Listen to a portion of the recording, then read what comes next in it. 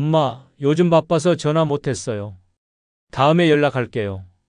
여보, 밥 좀 차려줘. 하루 종일 TV만 봤더니 배고프네. 늙어서도 자식과 남편만 바라보다가는 결국 외로움과 후회만 남습니다. 자식은 언젠가 자기 인생을 살기 바쁘고 남편은 늙어서도 여전히 나를 부려먹으려 합니다.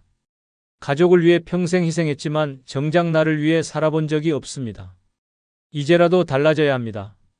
남은 인생 남에게 휘둘리며 살 것인가 아니면 온전히 나 자신을 위한 삶을 살 것인가? 늙어서도 당당하고 행복하게 살고 싶다면 자식과 남편이 아닌 나를 위한 준비를 해야 합니다. 이번 영상은 노년에 행복하게 살기 위한 5가지 준비사항에 대해 알아보겠습니다. 구독, 좋아요 누르시면 시작하겠습니다. 늙어서는 자식, 남편 다 필요 없다. 5가지 준비하고 행복하게 살면 최고다 중 첫 번째 준비해야 할 것은 나에게 소중한 사람을 구별하는 기준 세우기입니다. 늙어서는 결국 내 곁에 남는 사람이 누구인지 분명히 알아야 합니다.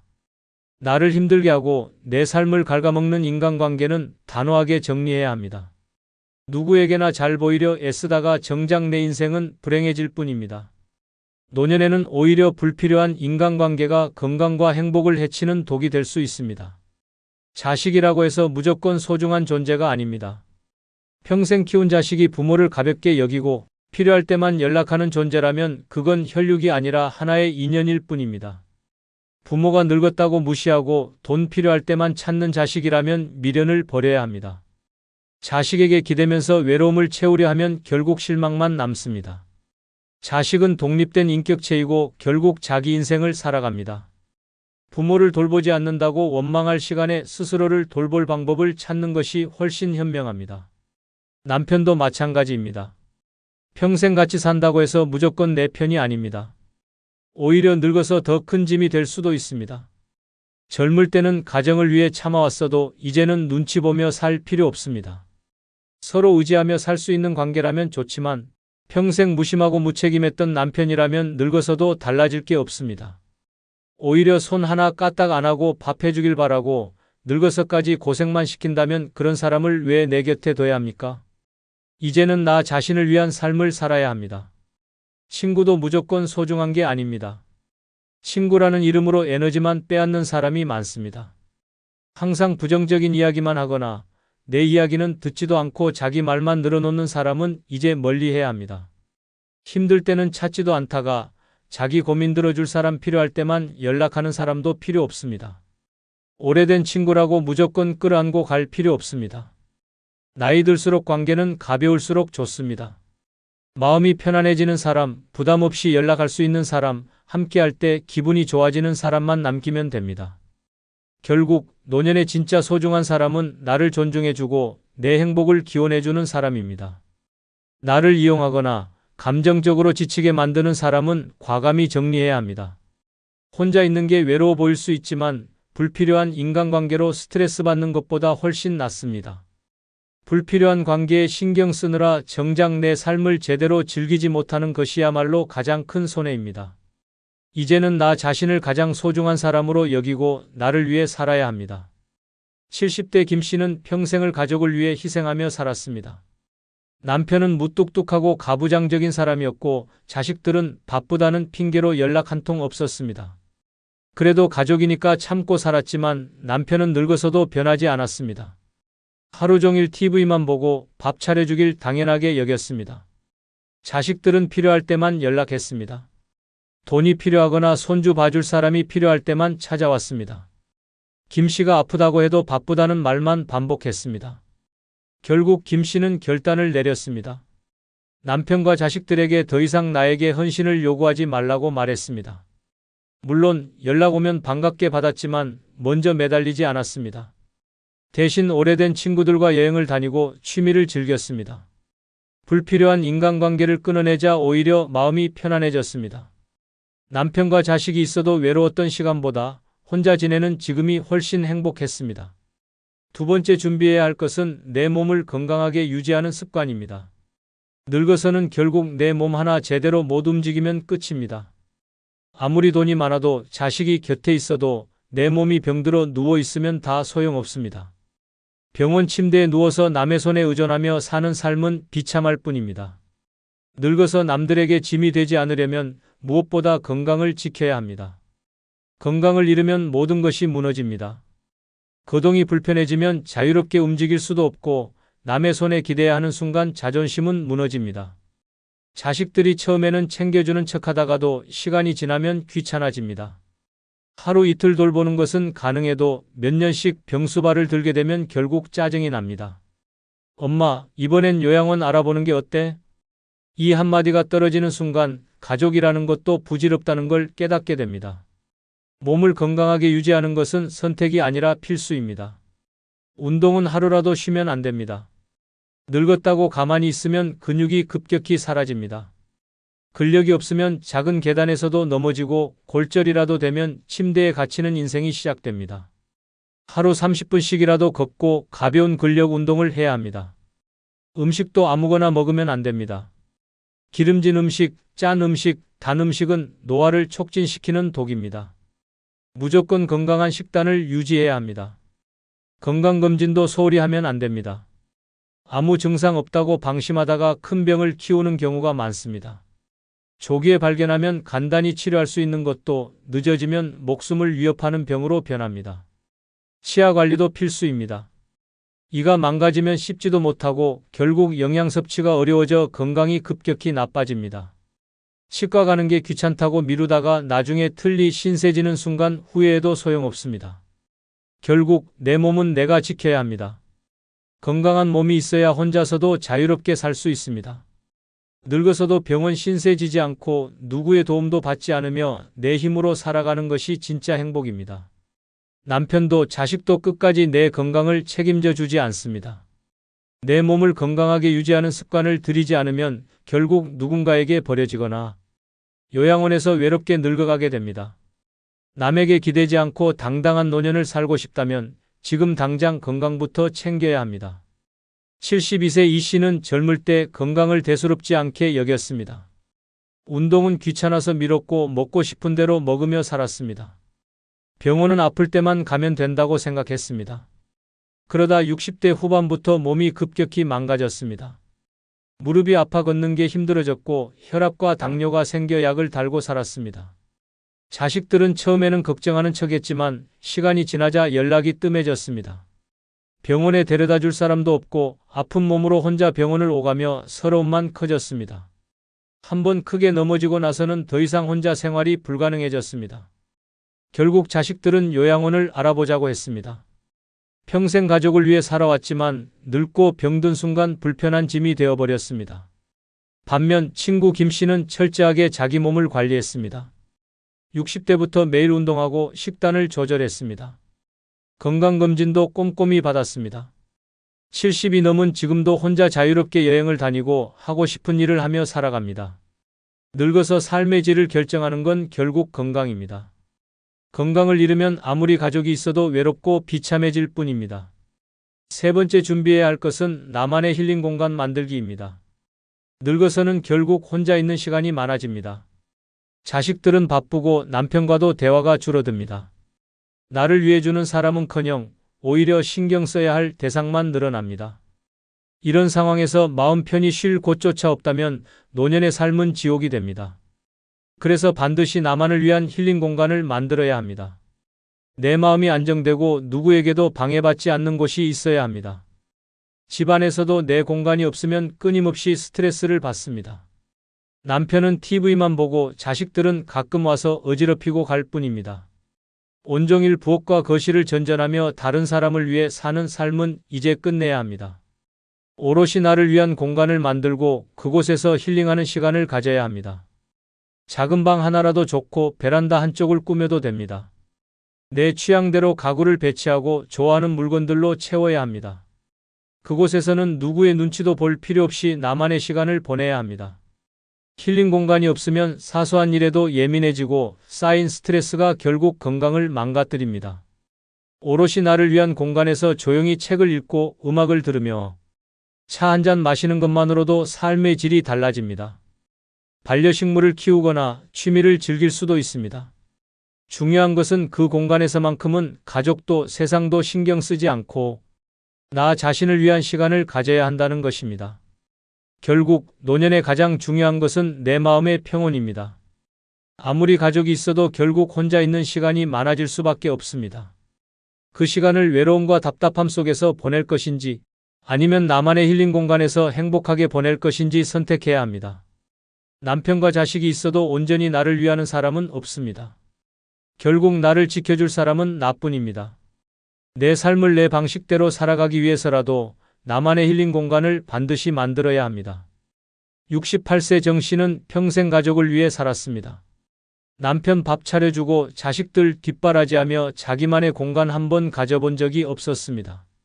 늙으면 여유로울 줄 알았지만 현실은 정반대였습니다. 남편은 여전히 무뚝뚝하고 자식들은 찾아오지도 않았습니다. 집에 있어도 쉬는 게 아니라 남편 뒷정리하고 TV 소음에 시달리는 일상이 반복되었습니다. 마음 편히 쉴 곳 하나 없는 게 서러웠습니다. 결국 정 씨는 작은 방 하나를 자신의 공간으로 만들었습니다. 예전 같으면 남편이 뭐라 할까 걱정했겠지만 이제는 신경 쓰지 않았습니다.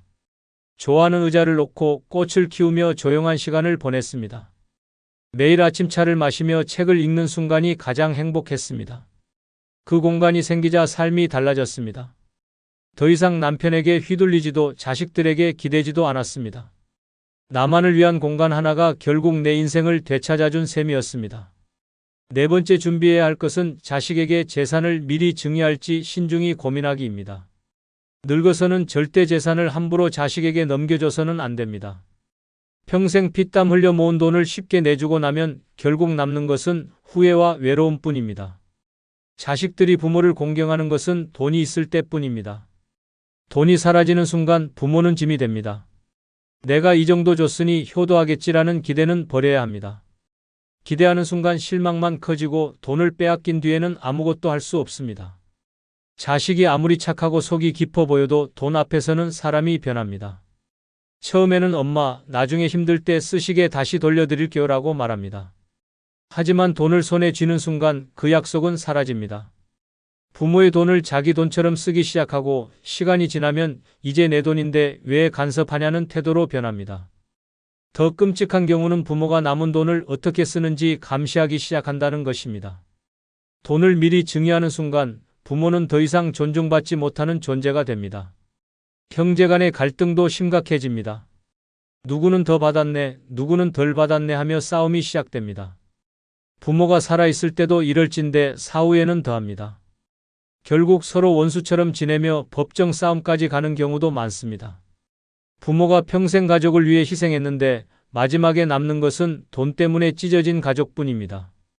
노후에는 자식이 아니라 내 자신이 가장 중요합니다. 내 노후를 편안하게 보낼 돈을 남겨둬야 합니다.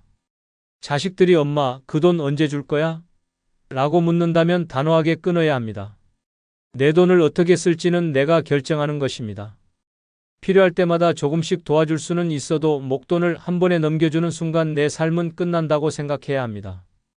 결국 자식에게 재산을 미리 주는 것은 부모 스스로를 버리는 행위입니다. 돈이 있어야 노후가 자유롭고 남의 눈치를 보지 않으며 내 인생을 지킬 수 있습니다. 돈이 있으면 병이 나도 선택할 수 있는 치료가 있고 마음에 드는 곳에서 여생을 보낼 수도 있습니다. 하지만 돈이 없으면 자식들에게 손 벌리며 비참한 삶을 살게 됩니다. 재산을 쉽게 넘겨주는 순간 부모는 그들의 인생에서 우선순위에서 밀려나고 잊혀지는 존재가 됩니다. 내 돈은 내 인생을 위해 남겨둬야 합니다. 70세 김 씨는 자식이 힘들다는 말에 결국 집을 미리 증여해 주었습니다. 엄마, 나중에 필요하면 우리가 챙겨줄게라는 말만 믿었습니다. 하지만 집을 넘긴 순간 모든 것이 변했습니다. 자식들은 예전처럼 살갑지 않았고 오히려 김 씨를 부담스러워했습니다. 작은 방 하나 얻어 혼자 살게 되었지만 손주 생일 때조차 초대받지 못했습니다. 돈이 있을 때는 자주 연락하던 자식들이 이제는 김 씨의 전화를 피했습니다. 반면 친구 이 씨는 끝까지 재산을 지켰습니다. 자식들이 미리 주면 더 편하게 살 텐데라고 설득했지만 단호하게 거절했습니다. 그 덕에 병원비 걱정 없이 건강을 챙길 수 있었고 원하는 곳으로 여행도 다녔습니다. 자식들도 함부로 대하지 못했습니다. 결국 늙어서는 돈이 곧 힘이었습니다. 돈을 넘기는 순간 부모의 가치는 사라지고 남는 건 외로움뿐이었습니다. 다섯 번째 준비해야 할 것은 언제든 떠날 수 있는 마음가짐 갖기입니다. 늙어서는 언제든 떠날 수 있는 마음가짐을 가져야 합니다. 집착하는 순간 외로움과 후회만 남습니다. 자식에게 집착하면 엄마, 나중에 봐요라는 말만 듣게 되고 남편에게 집착하면 무시당하거나 짐이 될 뿐입니다. 돈, 사람, 물건 어느 것에도 미련을 두지 않는 것이 진짜 자유입니다. 죽음도 마찬가지입니다. 언젠가는 떠나야 하는데 두려워하면 남은 삶이 초조해질 뿐입니다. 늙어서 병원 침대에 누워 생명 연장 치료를 받으며 고통스럽게 사느니 마지막까지 품위 있게 떠날 준비를 하는 것이 낫습니다. 재산을 정리하고 유언을 남기고 내 방식대로 인생을 마무리할 계획을 세워야 합니다. 그래야 남에게 휘둘리지 않고 끝까지 내 인생을 지킬 수 있습니다. 집착을 버리면 후회가 없습니다. 사람들은 언젠가 변하고 떠납니다. 기대할수록 상처받고 바라면 실망하게 됩니다. 자식이든 친구든 남편이든 인연이 닿으면 조용히 떠나보내야 합니다. 억지로 붙잡아봐야 내 마음만 힘들어질 뿐입니다. 떠날 준비가 되어 있으면 두려울 것이 없습니다. 건강이 나빠져도 관계가 변해도 재산이 줄어들어도 담담할 수 있습니다. 집착하는 순간 모든 것이 힘들어지고 자유를 잃습니다. 늙어서는 언제든 훌훌 털어버릴 수 있는 마음가짐이 가장 중요합니다. 그래야 마지막까지 당당하게 후회 없이 살아갈 수 있습니다. 72세 이 씨는 평생 자식과 가족을 위해 헌신하며 살았습니다. 하지만 늙으니 자식들은 점점 멀어졌습니다. 전화 한 통조차 귀찮아하고 명절에도 얼굴 보기 어려웠습니다. 서운한 마음에 서글펐지만 언젠가부터 모든 걸 내려놓기로 했습니다. 자식들에게 기대는 걸 멈추고 집착을 버리자 마음이 편해졌습니다. 이 씨는 집을 정리하고 작은 원룸으로 이사했습니다. 필요 없는 물건도 싹 버렸습니다. 오로지 자신을 위한 삶을 살기 시작하니 자유가 찾아왔습니다. 자식들이 가끔 연락하면 반갑게 받지만 오지 않아도 신경 쓰지 않았습니다. 언젠가 세상을 떠날 날이 와도 미련 없이 가겠다는 다짐을 했습니다. 죽음을 두려워하지 않고 인생을 담담하게 받아들이니 하루하루가 더 소중해졌습니다. 결국 언제든 떠날 준비가 되어 있는 사람이 가장 자유롭고 행복한 삶을 삽니다. 결국 노년의 행복은 자식도 남편도 아닌 내 손에 달려 있습니다. 불필요한 인간관계를 정리하고 경제적, 정신적 독립을 이루며 스스로 행복을 찾는 것이 가장 중요합니다. 기대할수록 실망만 커지고 의지할수록 나를 소외시키는 것이 가족입니다. 이제는 오직 나를 위해 살아야 합니다. 내 몸과 마음을 돌보고 언제든 떠날 준비를 하며 마지막까지 존엄성을 지켜야 합니다. 남에게 휘둘리지 않고 눈치 보지 않고 나답게 살아가는 것이 진짜 행복입니다.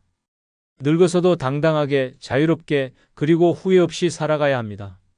마지막으로 구독, 좋아요 부탁드립니다. 감사합니다. 65세 이후에 가난한 친구를 멀리해야 할 이유 중 첫 번째는 가난한 친구는 늘 단기적인 해결책을 찾기 때문입니다. 이 문장은 단순한 습관을 지적하는 것이 아닙니다. 그것은 노년의 삶에 독처럼 스며드는 비합리적 사고방식이며 우리의 인생을 끌어내리는 위험 요소입니다. 특히 65세 이후의 인생에서는 신중함과 장기적인 안목이 무엇보다 중요합니다. 그러나 가난한 친구는 항상 당장의 불을 끄기 위한 임시방편에만 몰두하며 문제의 근본을 들여다보는 시도조차 하지 않습니다. 그들은 지금만 넘기면 된다는 태도로 오늘을 허비하고 내일은 더 깊은 구렁텅이에 빠지곤 합니다. 그들의 대화에는 늘 돈이 급하다는 말이 따라 붙습니다. 이번 달 카드값만 어떻게 되면 괜찮아, 며칠만 빌려줘, 금방 갚을게라는 말을 반복하며 실제로 그 돈이 어떤 문제를 해결할 수 있을지는 고민하지 않습니다. 더 큰 문제는 그들은 그 단기적인 해결책이 장기적으로 어떤 부작용을 초래할지 전혀 고려하지 않는다는 것입니다. 당신이 도와주면 그 순간은 조용해지지만 이내 또 다른 급한 상황을 안고 다시 나타납니다. 당신은 결국 끝없는 임시방편의 반복에 휘말리게 되고 그들의 문제를 끌어안으며 불필요한 스트레스에 시달리게 됩니다. 가난한 친구는 계획이라는 개념이 없습니다. 미래를 준비하는 대신 눈앞의 위기를 모면하는 데만 집중합니다. 그래서 어떤 조언을 해줘도 듣지 않습니다. 이건 근본적인 해결이 안 돼. 지금은 그런 거 생각할 때가 아니야 라고 말하며 지금만 넘기려는 생각에 갇혀 있습니다. 이런 사람과 가까이 지내다 보면 당신 역시 점점 문제 해결을 땜질식으로 처리하게 되고 삶에 대한 긴 안목을 잃어버리게 됩니다. 그들은 단기적 선택으로 문제를 키우고 그 책임을 주변 사람들에게 전가합니다. 그리고 당신은 어느새 그들의 비상금 역할을 하고 있다는 사실을 뒤늦게 깨닫게 됩니다. 심각한 것은 그들이 단기적인 해결책을 찾는 과정에서 거짓말을 할 수도 있다는 점입니다. 이번만 도와줘, 정말 마지막이야 라는 말을 너무도 진지하게 하며 감정적으로 호소하지만 그 말은 이미 여러 번 들었던 레퍼토리일 가능성이 큽니다. 당신은 정이 있어 도와주고 미안함에 또 도와주지만 결과적으로 당신만 손해를 보고 관계는 피로해집니다. 이런 사람에게 인생의 귀중한 시간과 마음을 쏟아붓는 것은 모래 위에 집을 짓는 것과 같습니다. 실제 사례를 보겠습니다. 69세의 배 씨는 친구 송 씨와 30년 지기였습니다. 송 씨는 늘 돈에 쪼들리는 사람이었지만 배 씨는 그가 한때 잘나갔던 시절을 기억하며 계속해서 도움을 주었습니다. 어느 날 송 씨는 배 씨에게 급하게 돈을 빌려달라며 부탁했습니다. 이번 달 집세만 내면 괜찮아. 바로 갚을게. 배 씨는 의심 없이 도와줬습니다. 하지만 다음 달이 되자 또 연락이 왔습니다. 이번에는 통신비가 밀렸어. 이번만 좀 더 도와줘. 그렇게 몇 번이 반복되자 배 씨도 점점 의심이 들기 시작했습니다. 결정적인 순간은 배 씨가 송 씨의 집에 우연히 들렀을 때였습니다. 송 씨는 자신이 돈이 없어 힘들다고 하면서도 새로 산 TV와 안마의자를 자랑스럽게 보여주었습니다. 배 씨는 그제야 그가 단기적인 위기만 넘기려 했고 생활 습관을 바꿀 생각이 전혀 없다는 걸 깨달았습니다. 그는 송 씨와의 관계에서 큰 배신감을 느꼈고 이후 더 이상 금전적 도움은 주지 않겠다고 결심했습니다. 그리고 자신이 몇 년간 단기적 요청에 끌려다닌 사실에 화가 나며 사람을 다시 보는 눈을 갖게 되었다고 말했습니다. 이처럼 단기적인 해결책만 찾는 친구는 결국 당신을 피로하게 만들고 경제적이든 정신적이든 무거운 짐을 지게 만듭니다. 그들은 자신의 무계획을 당신의 책임으로 떠넘기며 당신의 인생마저 가볍게 여기게 합니다. 65세 이후 우리는 더 이상 남의 급한 불을 끄느라 자신의 시간을 불태워서는 안 됩니다. 당신의 노후는 충분히 존중받아야 하며 그런 가치를 깎아내리는 사람과의 관계는 과감히 정리하는 것이 필요합니다. 이제는 더 이상 그들의 응급처치 인생에 휘말리지 말고 당신만의 평온하고 건강한 삶을 지켜야 할 때입니다. 두 번째는 가난한 친구는 대체적으로 게을러서 같이 어울리면 스트레스가 생기기 때문입니다. 가난한 친구는 대체적으로 게을러서 같이 어울리면 스트레스가 생긴다. 이 말이 불편하게 들릴 수 있지만 노년의 삶을 평온하게 지키기 위해 반드시 직면해야 할 현실입니다. 게으름은 단순한 성향이 아니라 타인의 시간과 에너지를 갉아먹는 독소와도 같습니다. 가난한 친구 중 상당수는 생활의 어려움을 운명 탓으로 돌리며 자신은 아무런 노력도 하지 않으려 합니다. 이들은 새벽부터 텃밭에 나가 흙을 고르고 땀 흘리는 친구를 보고도 그 나이에 뭘 그렇게 바쁘게 사냐며 비아냥거립니다. 노력 없이 얻어지는 삶을 꿈꾸며 부지런한 사람들의 의지를 꺾으려 합니다. 게으른 친구와 함께 있으면 하루가 순식간에 무의미해집니다. 약속을 하면 매번 늦고 결국 만나도 무슨 계획을 세우기보다 그냥 아무것도 하지 말고 쉬자고 합니다. 당신이 운동하자고 하면 힘들게 왜 그래? 책을 읽자고 하면 그런다고 뭐가 바뀌냐고 말합니다. 결국 당신도 점점 나태함에 물들고 몸과 마음이 점점 처지기 시작합니다. 어느 날 문득 거울을 보며 내가 왜 이렇게 변했지? 라는 생각이 들게 됩니다. 이는 당신이 게으른 친구와 보내는 시간 속에서 천천히 그러나 확실하게 변질되고 있다는 증거입니다. 게으른 친구는 자기 생활도 책임지지 않으면서 타인의 선택에도 간섭합니다. 부지런한 친구가 뭐라도 해보려 하면 그건 안 될 거야. 괜히 힘만 들지라는 말을 퍼붓습니다. 당신이 무언가에 열정을 가지면 그것을 조롱하거나 깎아내립니다. 왜냐하면 그들은 당신의 노력과 성취가 자신들의 무기력을 부각시킨다는 사실을 본능적으로 알기 때문입니다. 그래서 당신의 열정을 막고 스스로 편해지고자 합니다. 이러한 환경에서 함께 있다 보면 자연스럽게 스트레스를 받게 됩니다. 당신은 끊임없이 앞으로 가고 싶은데 그들은 뒤에서 발목을 잡기 때문입니다. 게으른 친구는 작은 약속도 지키지 않습니다. 같이 운동하기로 한 날엔 늦잠을 자고 함께 장을 보기로 한 날엔 전화도 없이 연락이 끊깁니다.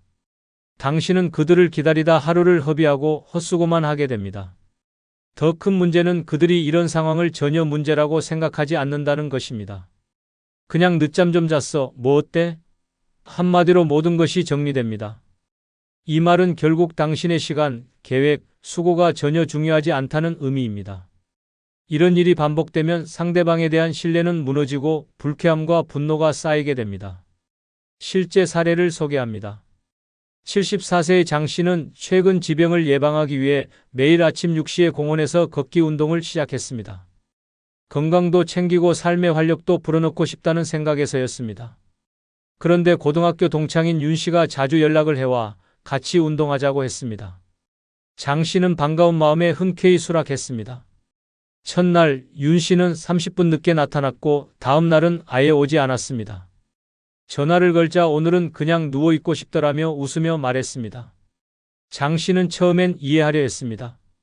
하지만 윤 씨는 이후에도 운동 약속을 계속 어겼고 장 씨가 무언가를 하자고 제안하면 항상 귀찮다, 힘들다, 그게 뭐 그렇게 중요하냐며 반응했습니다. 심지어 장 씨가 아끼는 취미인 수채화 동호회에 같이 가자고 하자 윤 씨는 그 나이에 그림이 무슨 소용이냐, 돈도 안 되는 걸 뭐하러 해라며 비웃었습니다. 장 씨는 마음의 상처를 받았고 그날 이후 그림 도구를 손에서 놓고 며칠을 방 안에서 멍하니 앉아 있었습니다. 시간이 지나고 장 씨는 윤 씨와의 만남이 오히려 자신의 삶을 피폐하게 만들고 있다는 것을 깨달았습니다. 그는 윤 씨와의 연락을 줄이고 자신만의 생활을 다시 복원하기로 마음먹었습니다. 그 후 장 씨는 다시 동호회에 나가기 시작했고 공원 걷기도 혼자 꾸준히 하며 몸과 마음을 회복했습니다. 그는 말합니다. 게으른 친구와 어울리면 어느새 내 생활도 무너진다.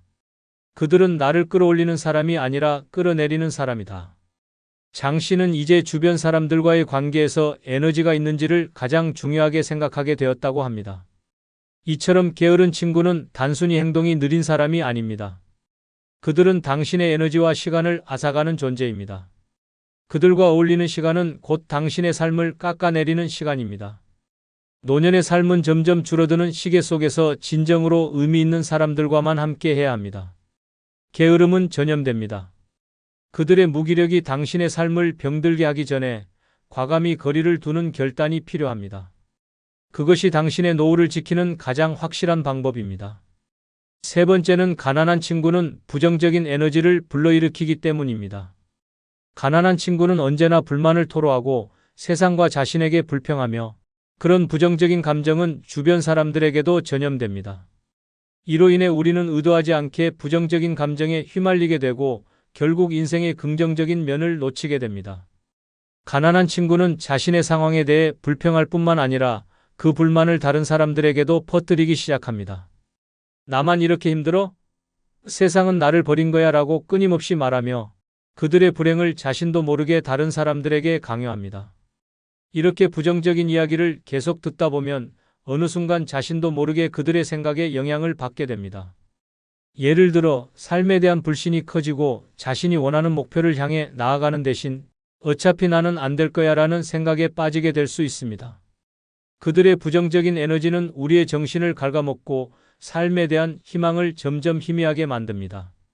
가난한 친구와 계속해서 관계를 유지하는 것은 마치 자신을 계속해서 물에 빠지게 하는 것과 같습니다.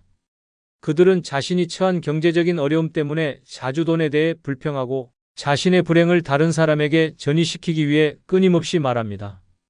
이런 상황에서 우리는 그들의 문제를 해결하려 노력하기 시작하지만 그들이 진정으로 해결하려는 의지가 없다는 사실을 알게 될 때 큰 실망감을 느낍니다.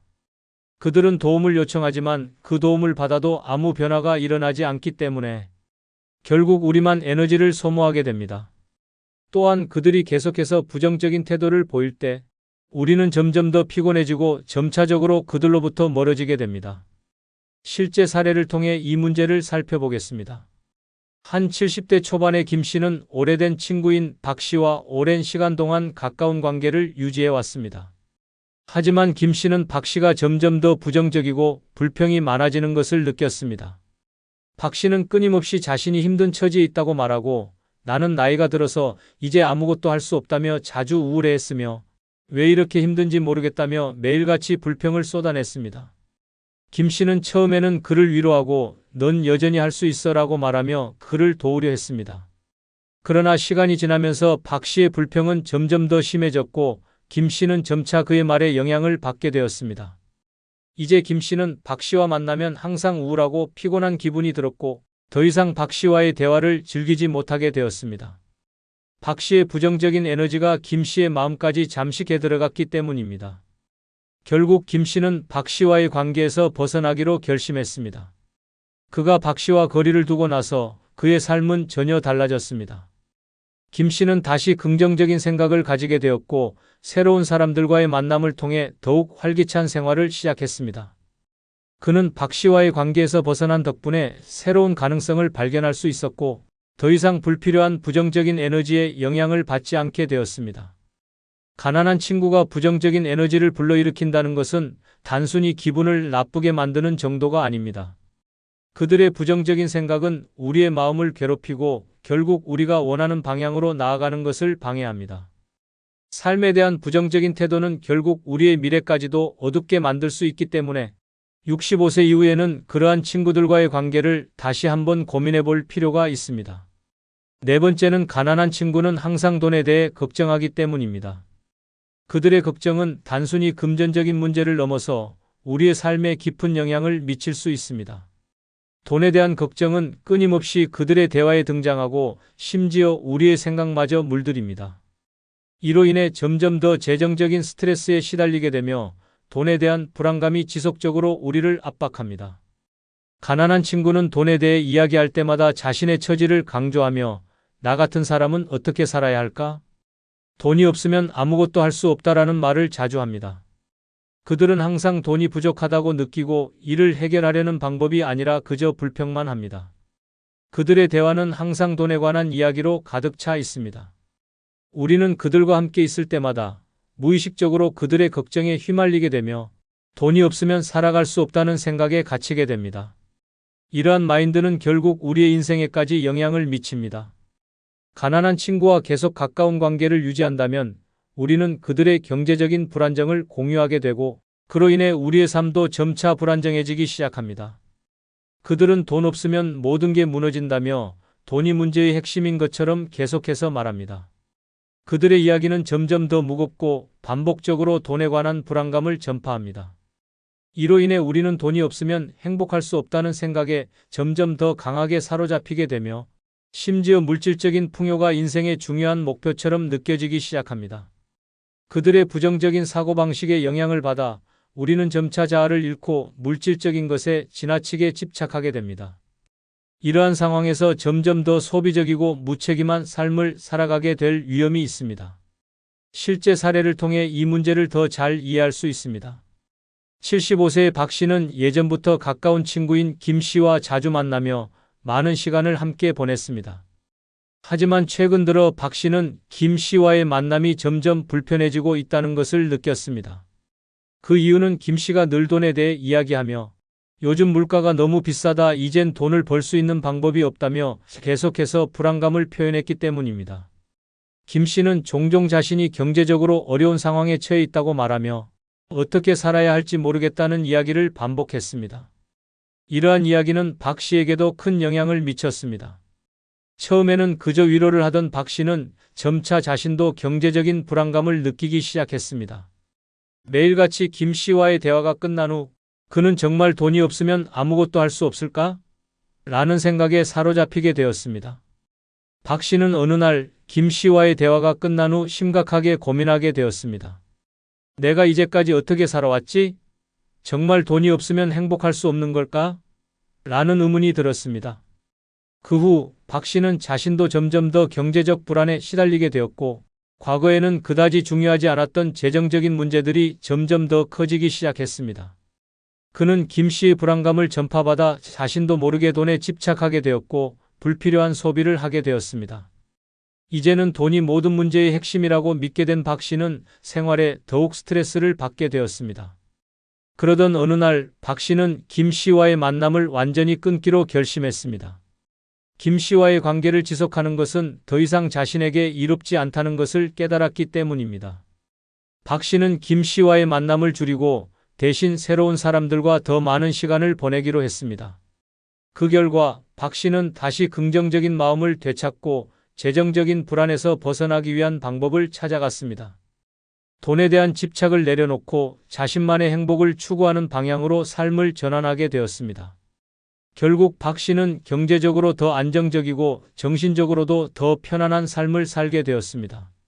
다섯 번째는 가난한 친구는 발전적인 대화보다 비관적인 대화를 선호하기 때문입니다. 이 문장은 단순한 조언이 아니라 노후를 편안하게 살기 위한 철저한 생존 전략입니다. 65세 이후의 삶은 더 이상 치열한 경쟁과 불안에서 벗어나고 편안하고 안정적인 일상을 누려야 하는 시기입니다. 그러나 곁에 있는 친구 하나가 당신의 삶을 서서히 병들게 할 수 있다는 사실을 아는 사람은 많지 않습니다. 가난한 친구 중 상당수는 현실적인 문제를 직시하고 극복하기보다 반복적으로 비관적인 이야기만을 늘어놓습니다. 그들은 당신이 어떤 희망을 말하더라도 그것을 즉시 무모한 헛꿈으로 치부하며 자신의 불행을 중심으로 이야기를 끌고 갑니다. 그들은 새로운 계획이나 도전을 이야기하면 그 나이에 무슨 계획이냐 해봐야 소용없다며 발목을 잡습니다. 당신의 열정을 조용히 꺾고 자신이 가진 어두운 시각을 마치 진실처럼 포장해 들려줍니다. 이들의 말 속에는 희망도 도전도 변화도 없습니다. 오직 불행의 되풀이와 운명의 탓만 가득합니다. 이런 대화를 계속 듣다 보면 처음엔 듣는 척만 하던 당신도 언젠가는 그 부정적인 분위기에 익숙해지고 어느샌가 똑같은 말들을 되풀이하고 있는 자신을 발견하게 됩니다. 그 순간 당신은 조용히 무너지고 있는 것입니다. 노년의 시간은 금보다 귀합니다. 이 시기에 가장 필요한 것은 긍정적인 사람들과의 관계입니다. 그러나 가난한 친구는 발전적인 이야기를 할 수 있는 기회조차 꺼려합니다. 그런 건 부자들이나 하는 얘기지. 우리는 그냥 이렇게 살다가 가는 거야 같은 말로 현실을 정당화합니다. 그러나 그 현실은 그들이 만든 틀일 뿐 당신의 현실과는 다를 수 있습니다. 문제는 그들이 그 틀에 당신을 억지로 끼워 맞추려 한다는 것입니다. 그러면서 당신의 희망을 조롱하고 새로운 도전을 무시하며 당신의 성취조차 시기와 냉소로 감싸버립니다. 비관적인 대화는 단순한 푸념이 아닙니다. 그것은 독처럼 퍼져나가 당신의 사고를 마비시키고 삶에 대한 기대를 갉아먹습니다. 아침에 일어나 오늘도 뭔가 해보자는 마음 대신 뭘 해도 소용없다는 무력감이 자리 잡게 되는 것이 바로 그들의 영향입니다. 이 모든 일이 당신도 모르게 천천히 그러나 분명히 일어납니다. 그리고 결국 당신은 아무것도 하지 않게 됩니다. 더 이상 시도하지 않고 바꾸려 하지 않으며 흘러가는 대로 살아가게 됩니다. 실제 사례를 하나 소개합니다. 70세의 정 씨는 오랜 친구인 최 씨와 매주 두세 번씩 만나 커피도 마시고 근처 공원을 산책하곤 했습니다. 정 씨는 은퇴 후 그림을 배워 전시회를 준비하는 등 활발하게 활동하는 사람이었습니다. 하지만 최 씨는 만날 때마다 그 나이에 뭐 하러 그림을 그리냐, 전시회 해봐야 누가 오냐며 비꼬듯 말하곤 했습니다. 처음에는 웃어넘기던 정 씨도 점점 위축되기 시작했고 자신이 하고 있는 일이 정말 무의미한 건 아닐까 하는 생각이 들기 시작했습니다. 최 씨는 대화 중에도 항상 자신의 건강 걱정, 돈 걱정, 자식 걱정만 늘어놓았습니다. 그 이야기에는 언제나 어차피 잘 될 리 없다는 식의 결론이 따라왔고 정 씨가 무슨 긍정적인 이야기를 꺼내도 최 씨는 늘 차갑게 받아쳤습니다. 심지어 정 씨가 손수 만든 엽서를 선물하자 이런 걸 누가 사냐며 웃어넘겼습니다. 그 말에 정 씨는 상처를 받았고 그날 이후 엽서 만들기를 멈췄습니다. 그저 친구의 말 한마디에 그가 아끼던 취미와 열정이 꺾인 것입니다. 결정적인 날은 어느 비 오는 오후였습니다. 정 씨는 전시회를 앞두고 긴장도 되고 기대도 되던 날이었습니다. 그런데 그날도 어김없이 만난 최 씨는 전시회 날에 비 오는 거 보니 운도 없네라며 쓴웃음을 지었습니다. 그 말을 들은 순간 정 씨는 자신이 왜 이토록 지치고 무기력해졌는지 깨달았습니다. 그는 그날 이후로 최 씨와의 만남을 끊었습니다. 그리고 다시 엽서를 만들고 그림을 그렸습니다. 결국 전시회는 많은 사람들의 관심 속에 성공적으로 열렸고 정 씨는 다시 자신의 삶의 활력을 되찾았습니다. 구독, 좋아요 눌러주시면 감사하겠습니다. 노년의 자식이 부모를 모시지 않을 경우 현명하게 사는 방법 중 첫 번째는 노후 자금은 반드시 내 손에 쥐고 사는 방법입니다. 이 말은 단순한 조언이 아니라 인생을 지키는 절박한 생존의 원칙입니다. 노년의 자식이 부모를 모시지 않는 현실은 더 이상 뉴스가 아니라 주변의 흔한 이야기입니다. 사랑으로 키운 자식이지만 현실 앞에선 그 사랑도 종종 외면당합니다. 부모의 희생을 당연하게 여기고 부모의 재산을 자기 몫처럼 생각하며 부모가 늙자마자 관심을 거두는 자식도 있습니다. 믿고 맡긴 재산이 오히려 부모의 설 자리를 빼앗는 잔인한 무기가 되는 경우도 적지 않습니다. 돈이 없어도 서럽지만 돈이 있어도 그 돈을 빼앗긴 채 늙어가는 건 더 끔찍한 비극입니다. 남은 노후를 기대하며 자식에게 전 재산을 넘긴 순간부터 시작되는 냉대는 상상 이상으로 많습니다. 심지어 일부 자식들은 이미 다 받았으니 이제 부모 책임도 끝났다는 식으로 행동하기도 합니다. 그런 현실 앞에서 노후 자금을 지키지 않는다는 건 스스로 삶의 밑바닥을 향해 걸어 들어가는 것과 다르지 않습니다. 노후 자금은 단순한 생활비가 아닙니다. 존엄을 지키는 수단이며 선택권을 쥐는 무기입니다. 병원에 갈 때도 요양보호인을 부를 때도 혼자 밥을 먹는 순간에도 필요한 건 바로 그 자금입니다. 자식에게 손 벌리는 순간 관계는 바뀝니다. 자식의 눈치를 보게 되고 자신이 짐처럼 느껴지기 시작합니다. 이는 자존감의 붕괴로 이어지고 결국은 삶에 대한 의지마저 꺾이게 됩니다. 누구나 자식에게 모든 걸 주고 싶은 마음이 있습니다. 하지만 그 마음보다 중요한 건 내가 내 삶의 주인으로 끝까지 살아가는 것입니다. 내 돈은 내가 쓰기 위해 있는 것이고 내 노후를 위해 모은 자산은 내가 결정하고 내가 관리해야 합니다. 죽기 전에 한 푼도 남기지 않고 써야 진짜 잘 산 것이다라는 말은 단순한 어세가 아니라 노년의 자존을 지키는 철학입니다. 돈이 있으면 선택이 생깁니다. 누군가에게 의지하지 않아도 되고 내가 원하는 방식으로 살아갈 수 있습니다. 요양병원에 갈지, 방문 간호를 받을지, 식사를 시켜 먹을지 전부 돈이 결정합니다. 그런데 그 돈을 남이 쥐고 있다면 그 결정권도 남의 몫이 됩니다. 그것은 노년이 아닌 감금입니다. 부산 기장에 사는 김영희 할머니는 올해 79세입니다. 남편과 사별한 후 외동아들과 함께 살기로 하며 집과 예금 전부를 아들 명의로 바꿔줬습니다. 아들의 부탁이었고 어차피 자기 재산이니 믿었습니다. 처음엔 잘 지냈지만 1년이 채 지나지 않아 상황이 달라졌습니다. 며느리는 대놓고 눈치를 주었고 아들은 엄마, 이제 애들 학원비도 많고 라며 생활비 지원을 거절했습니다. 결국 김할머니는 하루에 2끼만 챙겨 먹고 전기장판 하나로 겨울을 버텼습니다. 하루는 병원에서 정기검진을 받으려 했지만 택시비가 아까워 걸어가다 쓰러졌습니다. 그날 이후 김할머니는 결심했습니다. 딸처럼 지내던 이웃에게 도움을 받아 변호사와 상담을 시작했고 어렵게 법적 소송을 거쳐 집 일부와 예금 일부를 다시 돌려받았습니다. 이후 작은 원룸으로 옮겨 살면서 최소한의 생활비와 건강관리비를 자신이 직접 관리하고 있습니다. 그녀는 요즘 매일 새벽에 일어나 커피 한 잔을 마시며 웃습니다. 이제야 살 것 같다고 말합니다. 누구의 눈치도 보지 않고 내가 내 돈으로 밥 먹고 병원 가고 가끔 친구 만나 커피 마실 수 있는 이 자유가 인생 최고의 사치라고 말합니다. 자식에게 전부 주고 고개 숙이는 삶보다는 내 손에 돈 쥐고 당당하게 늙는 삶이 훨씬 아름답고 행복하다는 걸 김할머니는 이제야 깨달았다고 말합니다. 두 번째는 재산 증여는 천천히 신중하게 진행하는 방법입니다. 사랑은 순간일 수 있지만 재산은 평생의 결과입니다. 자식이 아무리 사랑스럽고 믿음직스럽게 보여도 재산 앞에서는 본심이 달라지는 경우가 많습니다. 특히 부모가 나이가 들면 자식은 자연스럽게 이제 내 차례라고 생각하게 됩니다. 하지만 부모 입장에서 재산은 단순한 돈이 아닙니다. 평생 땀 흘려 만든 인생의 결실이며 노후를 지탱해줄 마지막 안전망입니다. 이 중요한 자산을 너무 빨리, 너무 쉽게 넘기는 순간 부모의 인생은 자식의 눈치 속으로 들어가게 됩니다. 세상엔 참 씁쓸한 진실이 있습니다. 재산을 주면 사람이 변한다는 말은 단순한 겁주기가 아닙니다. 실제로 많은 부모들이 자식에게 집을 넘기고 예금을 나눠주고 상속을 미리 정리한 후부터 자식의 태도가 차가워졌다고 말합니다.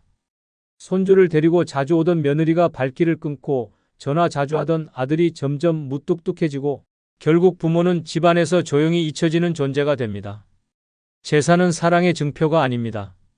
신뢰의 결과로 주는 것도 아닙니다. 그것은 철저하게 내 인생의 권한이며 내가 살아있는 한 내가 결정해야 할 권리입니다. 너무 쉽게, 너무 일찍, 너무 감정적으로 넘기는 순간 돌이킬 수 없는 후회를 남깁니다. 그리고 그 후회는 단순한 돈의 문제가 아니라 관계의 균열과 존엄의 상실로 이어집니다. 특히 많은 부모들이 어차피 다 줄 건데 지금 주는 게 낫지라고 생각합니다. 하지만 그것은 함정입니다. 지금이라는 시점은 자식에게는 완료가 되고 부모에게는 소외가 됩니다. 사랑이라는 이름으로 모든 재산을 증여하고 난 뒤 연락이 끊긴 자식들, 병원 한번 데려가지 않는 가족들, 결국 요양시설에서 쓸쓸히 눈을 감는 어르신들의 사연은 우리 주변에 넘쳐납니다. 증여는 나를 위한 선택이어야 합니다.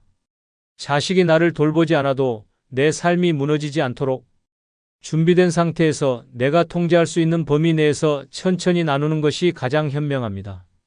믿음이 아니라 시스템으로, 감정이 아니라 계획으로 진행해야 합니다. 필요하다면 변호사, 세무사, 공증인의 도움을 받아 정확하고 안전하게 진행해야 합니다. 증여는 끝이 아니라 시작이며 그 이후의 삶이 더 중요하다는 사실을 잊지 말아야 합니다. 서울 송파구에 사는 윤정희 할머니는 76세입니다. 3남매를 두었고 막내 아들이 가장 속 깊고 살뜰하게 챙겼습니다.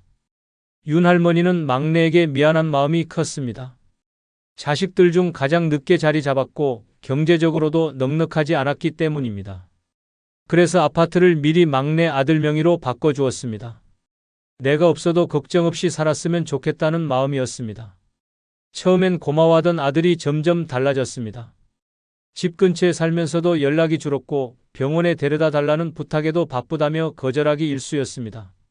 어느 날은 윤 할머니가 갑자기 어지럼증을 느껴 혼자 병원 응급실에 가야 했습니다. 그날 이후 그녀는 스스로 묻기 시작했습니다. 내가 집을 주지 않았다면 지금도 이렇게 혼자였을까?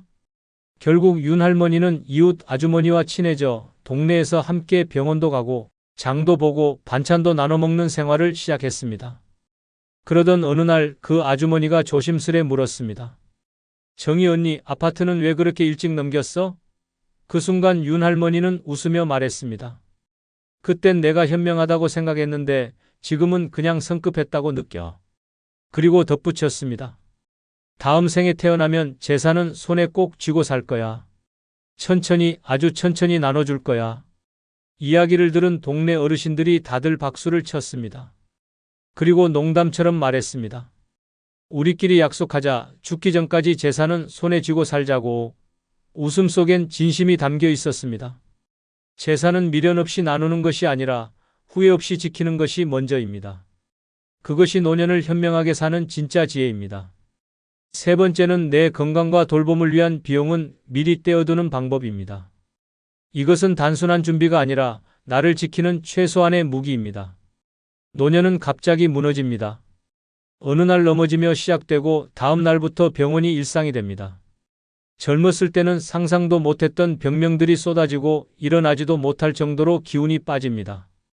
그런데 그 순간 돈이 없으면 치료도 못 받고 간병인도 못 부릅니다. 아무도 도와줄 수 없는 그 외롭고 차가운 상황에서 내 곁에 있을 수 있는 유일한 존재는 바로 내가 미리 준비한 건강자금입니다. 노년에 자식이 있다고 안심하는 건 환상입니다. 자식은 바쁩니다. 직장에 치이고 아이들 키우느라 여유가 없습니다. 부모 돌봄은 늘 후순위로 밀립니다. 효도는 말뿐이고 현실에서는 나중에라는 말만 되풀이됩니다. 그때 병원비 한번 나올 돈조차 없다면 당신은 누구도 부를 수 없습니다. 괜찮겠지라는 안일한 마음으로 시간을 보내다 보면 결국 누워서 후회만 남게 됩니다. 돈은 숫자가 아닙니다. 돈은 곧 선택의 자유입니다. 병원이든 요양시설이든 건강검진이든 한 번 더 나를 살릴 수 있는 결정은 결국 비용에서 나옵니다. 그런데 그 돈이 준비되어 있지 않으면 선택은커녕 굴욕만 남습니다. 누군가에게 손 벌려야 하고 자존심을 버려야 하며 심지어 무시당하는 일도 감수해야 합니다. 이는 단순한 경제 문제가 아니라 인생의 존엄에 대한 이야기입니다. 누워있는 내 옆에서 물 한 컵 떠줄 사람도 없는 상황, 돈을 미리 떼어두지 않았다면 내 몸은 고통 속에 방치됩니다. 간병인을 부르려 해도 하루에 몇만 원씩 드는 비용은 만만치 않습니다. 자식에게 부탁했다가 이번 달 카드값이 많아서라는 말만 듣고 돌아오는 순간 그 고통은 외로움과 서러움으로 몇 배가 됩니다. 그래서 지금 준비해야 합니다. 건강보험은 기본이고 간병비와 병원비를 위한 예금 계좌를 따로 만들어두는 것입니다. 정기검진도 미루지 않고 받고 아플 경우를 대비한 병원 이동 계획도 세워야 합니다. 간병인이 필요할 경우 어떤 업체가 신뢰할 수 있는지도 미리 알아보고 상담을 받아둬야 합니다. 그런 준비가 나를 살립니다. 경기도 안양에 사는 오순례 할머니는 올해 82세입니다. 젊었을 때부터 남편 없이 세 아이를 키우며 악착같이 살았습니다. 3남매 모두 장성했고 결혼도 했지만 누구 하나 어머니를 모시겠다는 말은 없었습니다. 다들 형편이 어려워서라는 말만 되풀이될 뿐이었습니다. 그래서 오할머니는 70세가 되던 해 모든 예금 중 일부를 따로 빼어 건강돌봄 계좌를 만들었습니다. 주변에선 그 돈으로 손주 학원비라도 보태지라는 말도 있었지만 그녀는 단호했습니다. 내 몸이 망가지면 아무도 책임지지 않아. 내가 나를 지켜야지. 실제로 2년 전 오할머니는 갑자기 쓰러져 병원에 실려갔고 3주간 입원 치료를 받아야 했습니다. 자식들은 모두 바쁘다며 얼굴 한번 비추지 않았고 결국 간병인 도움 없이 지내야 했습니다. 하지만 그녀는 당황하지 않았습니다. 미리 준비해둔 건강돌봄 계좌에서 비용을 꺼내 간병인을 불렀고 필요한 약과 식사를 전부 해결했습니다. 병원에서 퇴원할 때 의사가 말했습니다. 보통은 자식 없으면 이렇게 못 버티시는데 대단하세요. 그 말에 오할머니는 이렇게 대답했습니다. 내 자식은 이 계좌야. 내가 키운 유일한 자식. 지금도 오할머니는 아프지 않더라도 매달 일정 금액을 건강계좌에 넣고 있습니다. 혹시 모를 내일이 나를 배신하지 않도록이라는 그녀의 말은 많은 어르신들의 마음을 울렸습니다. 내 몸은 내가 지켜야 합니다. 그리고 그 시작은 바로 내 건강과 돌봄을 위한 돈을 미리 떼어두는 그 순간입니다. 그것이야말로 노년을 진짜로 현명하게 살아가는 유일한 길입니다. 네 번째는 유언장으로 가족 갈등을 미리 막는 준비 방법입니다. 유언장으로 가족 갈등을 미리 막는 준비 방법입니다. 아무리 사이좋은 가족이라도 돈 앞에서는 무너질 수 있습니다. 특히 부모가 세상을 떠난 후 남겨진 재산을 두고 벌어지는 형제간의 전쟁은 상상 이상으로 잔인하고 참혹합니다. 평생 우애좋던 남매가 유산을 놓고 법정에서 서로를 고발하고 손주들 앞에서 소리 지르며 싸우는 일은 결코 드문 일이 아닙니다. 이 모든 비극은 단 하나, 유언장이 없었기 때문에 벌어지는 일입니다. 나는 자식들이 알아서 잘 나누겠지라는 막연한 믿음은 가장 위험한 착각입니다. 부모가 살아있을 땐 효자 같던 자식도 막상 돈이 걸리면 눈빛부터 달라집니다. 평생 동생을 챙기던 형이 유산 앞에선 내가 장남인데 왜 반반이냐고 소리치고 말 한마디 없던 며느리는 갑자기 앞에 나서서 우리 쪽은 손해를 봤다며 따지고 드는 모습은 너무도 흔한 현실입니다. 죽은 사람은 말이 없습니다. 그래서 남겨진 사람들은 자기 입장에서 해석하고 자기 욕심대로 판단합니다. 부모의 뜻은 왜곡되고 남겨진 유산은 분열의 불씨가 됩니다. 그 순간부터 가족이라는 울타리는 조각나고 형제라는 이름은 이기심으로 변질됩니다. 가장 평화롭게 떠나야 할 순간이 가장 치욕스러운 기억으로 남게 됩니다. 유언장은 단순한 종이가 아닙니다. 그것은 마지막으로 가족에게 남기는 지침서이며 부모의 뜻을 분명히 전달하는 강력한 수단입니다. 자식들이 다툴 이유를 원천적으로 차단하고 누가 얼마를 어떻게 받는지 명확하게 남김으로써 혼란과 갈등을 예방할 수 있습니다. 유언장은 사랑의 마무리이자 책임의 표현입니다. 특히 유언장을 작성할 때는 단순한 메모로 끝내지 말고 반드시 공증을 받는 것이 중요합니다. 전문가와 상담하여 법적 효력을 갖춘 문서로 남겨야 나중에 무효 처리되거나 분쟁이 발생하는 일을 막을 수 있습니다. 유언장은 재산 분배를 정하는 것을 넘어 가족 간의 신뢰와 존중을 지키는 마지막 방패입니다. 대전 유성구에 사는 이종숙 할머니는 올해 84세입니다. 그녀는 아파트 2채와 약간의 예금이 있었습니다. 세 자녀 모두 중산층 이상으로 겉보기엔 유산 분쟁과는 거리가 멀어 보였습니다. 하지만 할머니는 예전 이웃의 유산 싸움 이야기를 들은 후 우리 집도 예외는 아닐 수 있다는 생각이 들었다고 합니다. 그래서 그녀는 자식들에게 말도 하지 않고 변호사를 찾아갔습니다. 그리고 자신이 원하는 대로 유언장을 작성했습니다. 큰딸에겐 살던 아파트를, 둘째 아들에겐 예금을, 막내딸에겐 자신이 거주하던 작은 집을 남기기로 했습니다. 그 이유도 유언장에 적었습니다. 이 아이들은 평생 서로에게 고마워하며 살아왔고 나는 각각의 상황을 고려했다는 문장이 인상 깊게 담겼습니다. 그녀는 유언장을 공증하고 사본을 변호사 사무실에 맡겨두었습니다. 몇 년 후 그녀가 세상을 떠나고 유언장이 공개되자 자식들은 잠시 놀랐지만 곧 고개를 끄덕였습니다. 특히 평소 말이 없던 막내딸이 눈물을 흘리며 말했습니다. 엄마가 우리 다 생각하고 준비하신 거네요. 감사해요. 그날 이후 세 남매는 단 한 번도 유산 문제로 다투지 않았습니다. 오히려 유언장 덕분에 어머니의 뜻을 다시 새기며 서로에게 더 잘하려 애썼다고 합니다.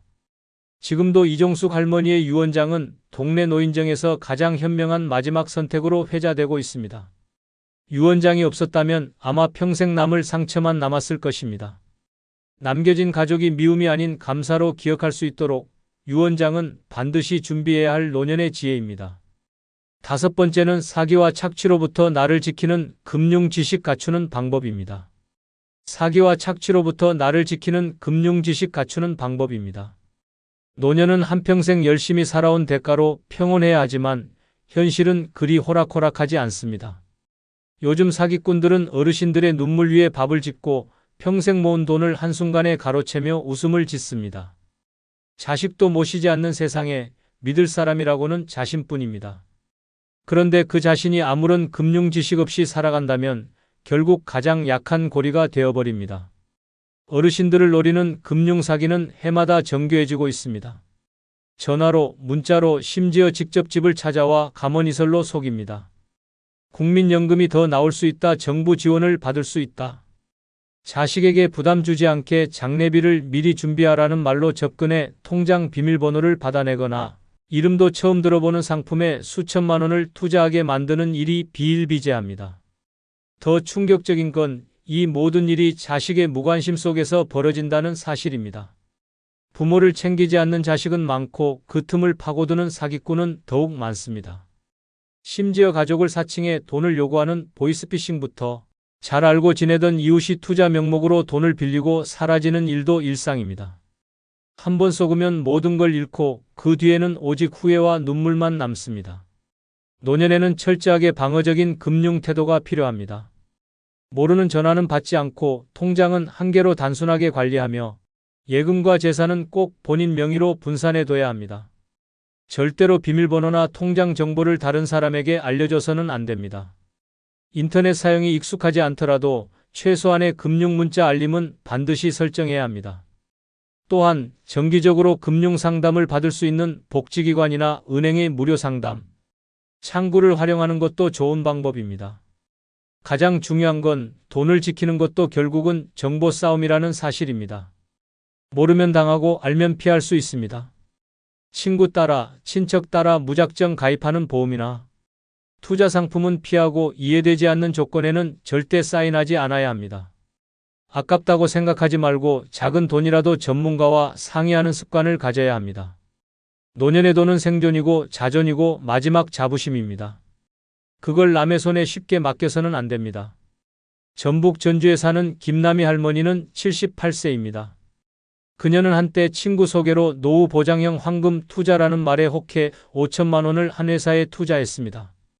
친구는 매달 수익이 나온다며 할머니를 설득했고 친절한 직원은 정장을 차려입고 집까지 찾아와 서류를 챙겨갔습니다. 처음 2달은 이자처럼 소액이 입금되었지만 그 이후로는 연락이 끊기고 사무실은 텅 비어 있었습니다. 자식들에게 말도 못하고 경찰에 신고하러 가는 길은 너무도 참담했습니다. 내가 이렇게 무지했구나라는 생각에 자책만 쌓였습니다. 그러나 그 후 김할머니는 달라졌습니다. 구청에서 하는 금융교육 프로그램에 빠지지 않고 참여했고 스마트폰 뱅킹도 배웠습니다. 문자로 오는 보이스피싱도 직접 신고하고 이젠 주변 어르신들에게도 조심하라고 조언하는 노인 금융지킴이가 되었습니다. 어느 날 시장에서 만난 또래 아주머니가 이런 투자 하나 들어보자고 했을 때 김할머니는 단호하게 말했습니다. 난 내 돈, 이젠 내 손에만 있어. 세상에 공짜는 없고 투자보다 소중한 건 내 평온이야. 그 말에 아주머니는 고개를 끄덕이며 돌아갔고 김할머니는 속으로 이렇게 외쳤습니다. 이젠 나도 당하지 않아. 내가 나를 지킬 거야. 이처럼 금융 지식은 돈을 지키는 것이 아니라 인생을 지키는 무기입니다. 자식이 나를 모시지 않더라도 나는 내 지식으로 내 돈과 내 삶을 지킬 수 있어야 합니다. 그것이야말로 진짜 현명한 노년의 시작입니다. 끝까지 시청해 주셔서 감사합니다. 노인 자식이 노인 부모를 간병하는 장수시대. 곱게 늙는 방법 중 첫 번째는 외우기 훈련으로 기억력을 유지하는 뇌자극 활동입니다. 외우기 훈련으로 기억력을 유지하는 뇌자극 활동입니다. 지금 우리는 믿기 어려운 시대를 살고 있습니다. 자식이 늙고 부모가 더 늙은 시대입니다. 문제는 나이 든 자식이 먼저 치매에 걸리는 일조차 낯설지 않다는 현실입니다. 어느새 70세 자식이 95세 부모의 기저귀를 갈고 정신 잃은 아들의 배변을 받아내며 눈물을 훔치는 부모의 이야기가 뉴스 한 켠에 조용히 실립니다. 이것이 바로 100세 시대의 잔혹한 민낯입니다. 치매는 나이만 먹는다고 오는 것이 아닙니다. 준비하지 않으면 누구에게나 찾아오는 무서운 질병입니다. 아무리 건강하게 살아왔다 해도 기억을 지키지 못하면 나의 인생 전체가 무너집니다. 사람의 얼굴을 잊고 밥을 먹었는지도 기억하지 못하고 자신의 이름조차 잊는다는 것은 단순한 불편함이 아니라 존재의 상실입니다. 그보다 더 끔찍한 건 내가 사랑하는 사람의 얼굴을 알아보지 못하는 순간입니다. 그 시작은 단순한 깜빡임에서 옵니다. 약속 시간을 잊고 냉장고에 휴대폰을 넣고 말을 하다가 단어가 생각나지 않는 그런 사소함들이 쌓여갑니다. 그러다 어느 날 완전히 낯선 표정으로 자식의 이름을 묻는 날이 오게 됩니다. 그리고 그날이 온 이후로는 되돌릴 수 없습니다. 그 끔찍한 미래를 피할 수 있는 단 하나의 방법은 지금입니다. 뇌를 자극하고 기억을 훈련하는 작은 습관들이 그 미래를 막는 유일한 무기입니다. 외우기 훈련은 치매 예방에 가장 기본적이지만 강력한 방법입니다. 매일 짧은 시나 글귀를 외우는 1, 전화번호 하나를 기억해보는 1, 어제 만난 사람의 이름을 기억하려 애쓰는 1, 이 모든 게 뇌를 살리는 훈련입니다. 처음엔 귀찮고 힘들 수 있습니다. 하지만 그 반복이 쌓이면 뇌는 점점 활력을 찾습니다. 뇌는 자극을 줄수록 살아납니다. 사용하지 않으면 죽고 사용하면 다시 깨어나는 것이 바로 뇌입니다. 외우기 훈련은 단지 암기하는 과정이 아닙니다. 뇌 속의 회로를 되살리고 기억의 저수지를 깊게 만들며 사고력을 유지시켜주는 생존 전략입니다. 오늘 외운 짧은 시 한 줄이 내일의 자존감을 지키고 모레의 인격을 지켜주며 언젠가 올 외로움 속에서 나를 붙잡아줄 마지막 줄기가 됩니다. 전남 목포에 사는 93세 정일순 할머니는 아직도 아침마다 손글씨로 시 한 편을 적고 외웁니다.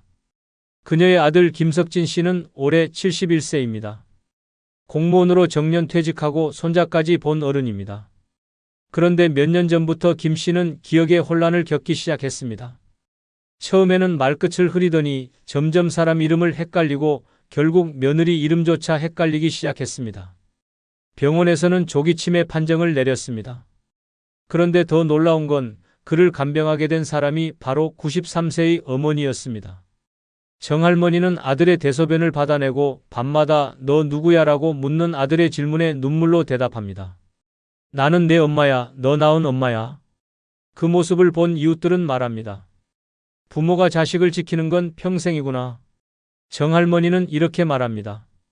내가 안 무너질 수 있었던 건 매일 외우고 적고 읽은 덕분이야. 나도 늙었지만 내 정신은 아직 내가 지켜야 하거든. 그녀는 지금도 매일 청산리 벽계수야 수의감을 자랑말하로 시작하는 시를 외우며 뇌의 힘줄을 다시 묶습니다. 치매라는 괴물 앞에서 외우는 힘 하나로 자신의 정신을 지키고 치매에 걸린 아들을 지켜내고 있습니다. 곱게 늙는다는 건 얼굴이 예쁘고 주름이 적은 것이 아닙니다. 기억을 지키고 정신을 지키며 마지막까지 나답게 사는 것입니다. 외우기 훈련은 작지만 위대한 노년의 방패입니다. 오늘 외운 시 한 줄이 내일 당신의 이름을 지켜줄 것입니다. 곱게 늙는 방법. 두 번째는 신선한 채소와 과일을 꾸준히 섭취하는 식단입니다. 신선한 채소와 과일을 꾸준히 섭취하는 식단입니다. 늙어서도 건강하게 사는 비결은 멀리 있지 않습니다. 병원 문턱을 줄이고 약 봉지를 줄이는 가장 확실한 방법은 매일 접하는 밥상에 있습니다.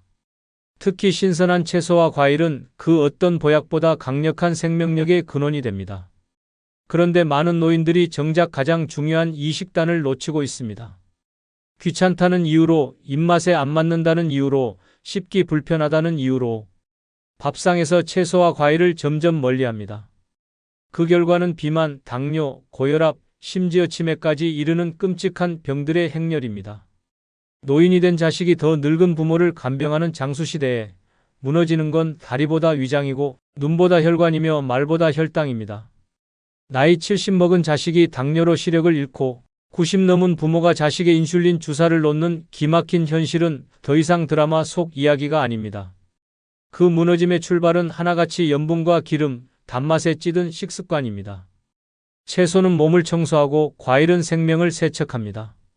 신선한 채소는 노인의 장을 부드럽게 비워주고 혈관을 깨끗이 씻어주며 변비와 고혈압, 혈관성 치매를 예방하는 최고의 해독제입니다. 과일에 들어있는 천연당과 항산화 성분은 뇌를 지켜주고 피부를 살리고 면역을 올려줍니다. 이 둘이 하루의 식단에 고정으로 올라오는 삶과 일주일에 한 번 먹는 삶은 결국 몇 년 후 전혀 다른 모습의 노년을 만들어냅니다. 문제는 입맛이 아니라 습관입니다. 오랫동안 기름지고 자극적인 음식에 익숙해진 입은 처음에는 채소와 과일이 맛없게 느껴집니다. 하지만 그건 입이 병든 겁니다. 꾸준히 먹다 보면 몸이 먼저 달라집니다. 소화가 편해지고 혈압이 안정되며 대변이 시원해지고 피부가 매끈해지는 기적 같은 변화가 찾아옵니다. 입맛은 늙어도 몸은 정직합니다. 꾸준히 채소와 과일을 받아들이는 몸은 반드시 답을 줍니다. 노년에는 약보다 음식이 먼저입니다. 정해진 시간에 식사하고 몇 끼마다 2가지 이상의 채소를 곁들이고 하루 한 번은 계절 과일을 먹는 것만으로도 건강한 노년의 기초 체력이 완성됩니다. 이 습관 하나로 뇌 건강, 심혈관 건강, 대사 건강까지 챙길 수 있다면 더 말할 필요도 없습니다. 가장 쉬우면서도 가장 강력한 건강 전략이 바로 신선한 채소와 과일입니다. 경남 거창에 사는 91세 박윤자 할머니는 지금도 눈이 맑고 허리도 꼿꼿하며 혼자 버스를 타고 장에 갑니다. 그 비결은 단 하나, 매일 아침 과일과 채소로 시작하는 식단입니다. 그녀는 30년 전 남편을 암으로 떠나보낸 뒤 식단의 중요성을 뼈저리게 느꼈다고 말합니다. 그때부터 육류는 줄이고 채소 반찬을 기본으로 하고 과일은 간식처럼 즐기기 시작했습니다. 그녀의 딸 김하순 씨는 올해 68세입니다. 그런데 딸은 당뇨, 고혈압, 고지혈증 3가지를 모두 앓고 있고 하루에 약을 6가지나 먹고 있습니다. 아이러니하게도 박 할머니는 약 한 알도 복용하지 않습니다. 오히려 자신보다 20살 가까이 어린 딸의 병원 예약을 챙기고 반찬까지 싸서 보내줍니다. 어느 날 딸 김하순 씨가 속상한 얼굴로 말했습니다. 엄마는 기운도 좋고 무릎도 멀쩡한데 나는 왜 이렇게 아플까? 그때 박 할머니는 정색하며 말했습니다. 넌 젊어서 고기만 먹고 과일은 사치라며 안 먹었잖아. 나는 사과 한 조각이라도 매일 먹었고 나물 한 접시라도 내 손으로 무쳐 먹었어. 건강은 입이 아니라 마음에서 지키는 거야.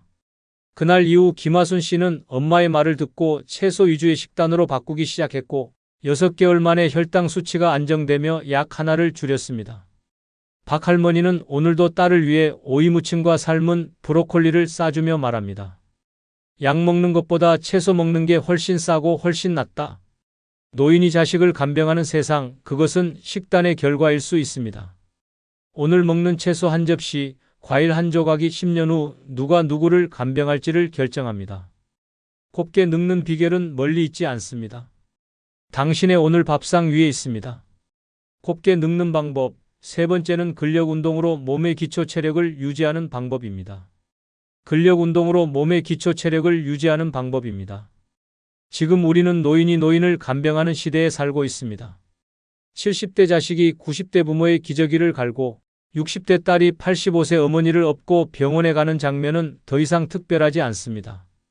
더 충격적인 건 이 노인, 자식들조차 이미 허리와 무릎이 망가진 상태에서 다른 노인을 돌보고 있다는 현실입니다. 결국 둘 다 쓰러지고 마지막에는 요양병원이 유일한 답이 되어버리는 암울한 상황이 벌어지고 있습니다. 이 비극을 막을 수 있는 유일한 해답은 근력입니다. 근육은 단순히 힘을 내는 조직이 아닙니다. 근육은 노년을 버티는 생명선입니다. 근육이 있는 노인은 혼자 일어나고 혼자 걷고 혼자 밥을 해 먹을 수 있습니다. 하지만 근육이 사라진 노인은 혼자 화장실도 못 가고 누군가의 도움 없이는 일상생활이 불가능해집니다. 문제는 40대 이후 매년 1%씩 근육량이 감소한다는 사실입니다. 70세가 되면 절반 가까운 근육이 사라져 있고 이미 몸은 넘어지기 직전까지 약해져 있습니다. 넘어지면 어떻게 될까요? 엉덩이뼈가 부러지고 누워만 지내다 폐렴이 오고 결국 치매로 이어집니다. 모든 질병의 시작은 넘어짐입니다. 그리고 그 넘어짐은 근육 없음에서 시작됩니다. 약은 근육을 만들어주지 못합니다. 병원도 근육을 대신해주지 않습니다. 오직 내 몸을 내가 움직이는 것만이 근육을 살립니다. 걷는 것만으로는 부족합니다. 반드시 근력 운동이 필요합니다. 근력 운동은 헬스장에 가지 않아도 됩니다. 벽을 짚고 스쿼트하기, 앉았다 일어나기, 계단 오르기, 물통 들기 같은 일상 속 간단한 동작만으로도 충분합니다. 하루 10분이라도 매일 반복하면 근육은 반드시 반응합니다. 일주일만 해도 다리 힘이 달라지고 한 달만 지나면 계단 오르기가 쉬워집니다. 그 변화가 결국 병원을 멀리하게 하고 간병인을 부르지 않게 하며 자식에게 짐이 되지 않는 삶으로 연결됩니다. 노년의 자존감은 곧 근육입니다. 혼자 신발끈을 묶을 수 있는 유연함, 의자에서 벌떡 일어설 수 있는 다리 힘, 물건을 들고 장을 볼 수 있는 팔의 힘. 이것이 늙어서도 사람답게 사는 조건입니다. 남들보다 멋져 보이기 위한 운동이 아닙니다. 쓰러지지 않기 위한 운동입니다. 내 몸을 내가 끝까지 쓰기 위한 준비입니다. 근육은 돈이 없어도 만들 수 있고 늙어도 늦지 않습니다. 지금 당장 시작하는 것이 가장 빠릅니다. 충북 충주에 사는 88세 이춘자 할머니는 동네에서 여장군이라는 별명을 갖고 있습니다. 이유는 간단합니다. 팔굽혀펴기를 10개씩 하고 김장철이면 혼자 김치통을 옮기며 계단도 쉬지 않고 오르내리기 때문입니다. 놀라운 건 그녀가 70세에 허리디스크 수술을 받고 나서야 운동을 시작했다는 사실입니다.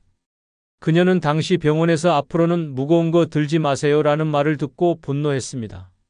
내가 내 손으로 평생 가족 먹여 살렸는데 이젠 뭘 못 들고 산단 말이냐는 생각에 바로 다음 날부터 공원 철봉을 잡기 시작했습니다. 처음엔 팔이 덜덜 떨리고 무릎이 후들거렸지만 포기하지 않고 매일 5분씩 10분씩 시간을 늘렸습니다. 10년이 지나자 이춘자 할머니는 80세 생일에 윗몸 일으키기를 20회 성공했고 지역 노인복지관에서 강의 요청까지 받았습니다. 더 놀라운 건 그녀의 딸 66세 박정임 씨가 무릎 관절염으로 걷기 힘들어졌을 때였습니다. 이춘자 할머니가 휠체어를 밀고 병원을 함께 다녔고 약도 챙기고 밥도 차려주었습니다. 사람들은 놀라며 말했습니다. 엄마가 딸 간병하는 세상이라더니 이건 진짜네요. 이춘자 할머니는 이렇게 말합니다. 나는 아프기 싫어서 운동했어. 근데 그게 내 자식을 도울 힘이 될 줄은 몰랐지. 늙어서도 자식 위해 할 수 있는 게 있다는 게 얼마나 기분 좋은지 몰라. 지금도 그녀는 매일 새벽 공원에서 스쿼트를 30개씩 하며 하루를 엽니다. 근력은 노년의 생명줄입니다.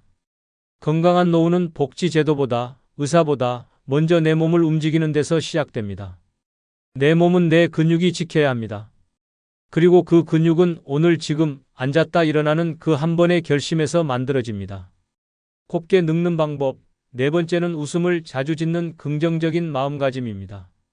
웃음을 자주 짓는 긍정적인 마음가짐입니다.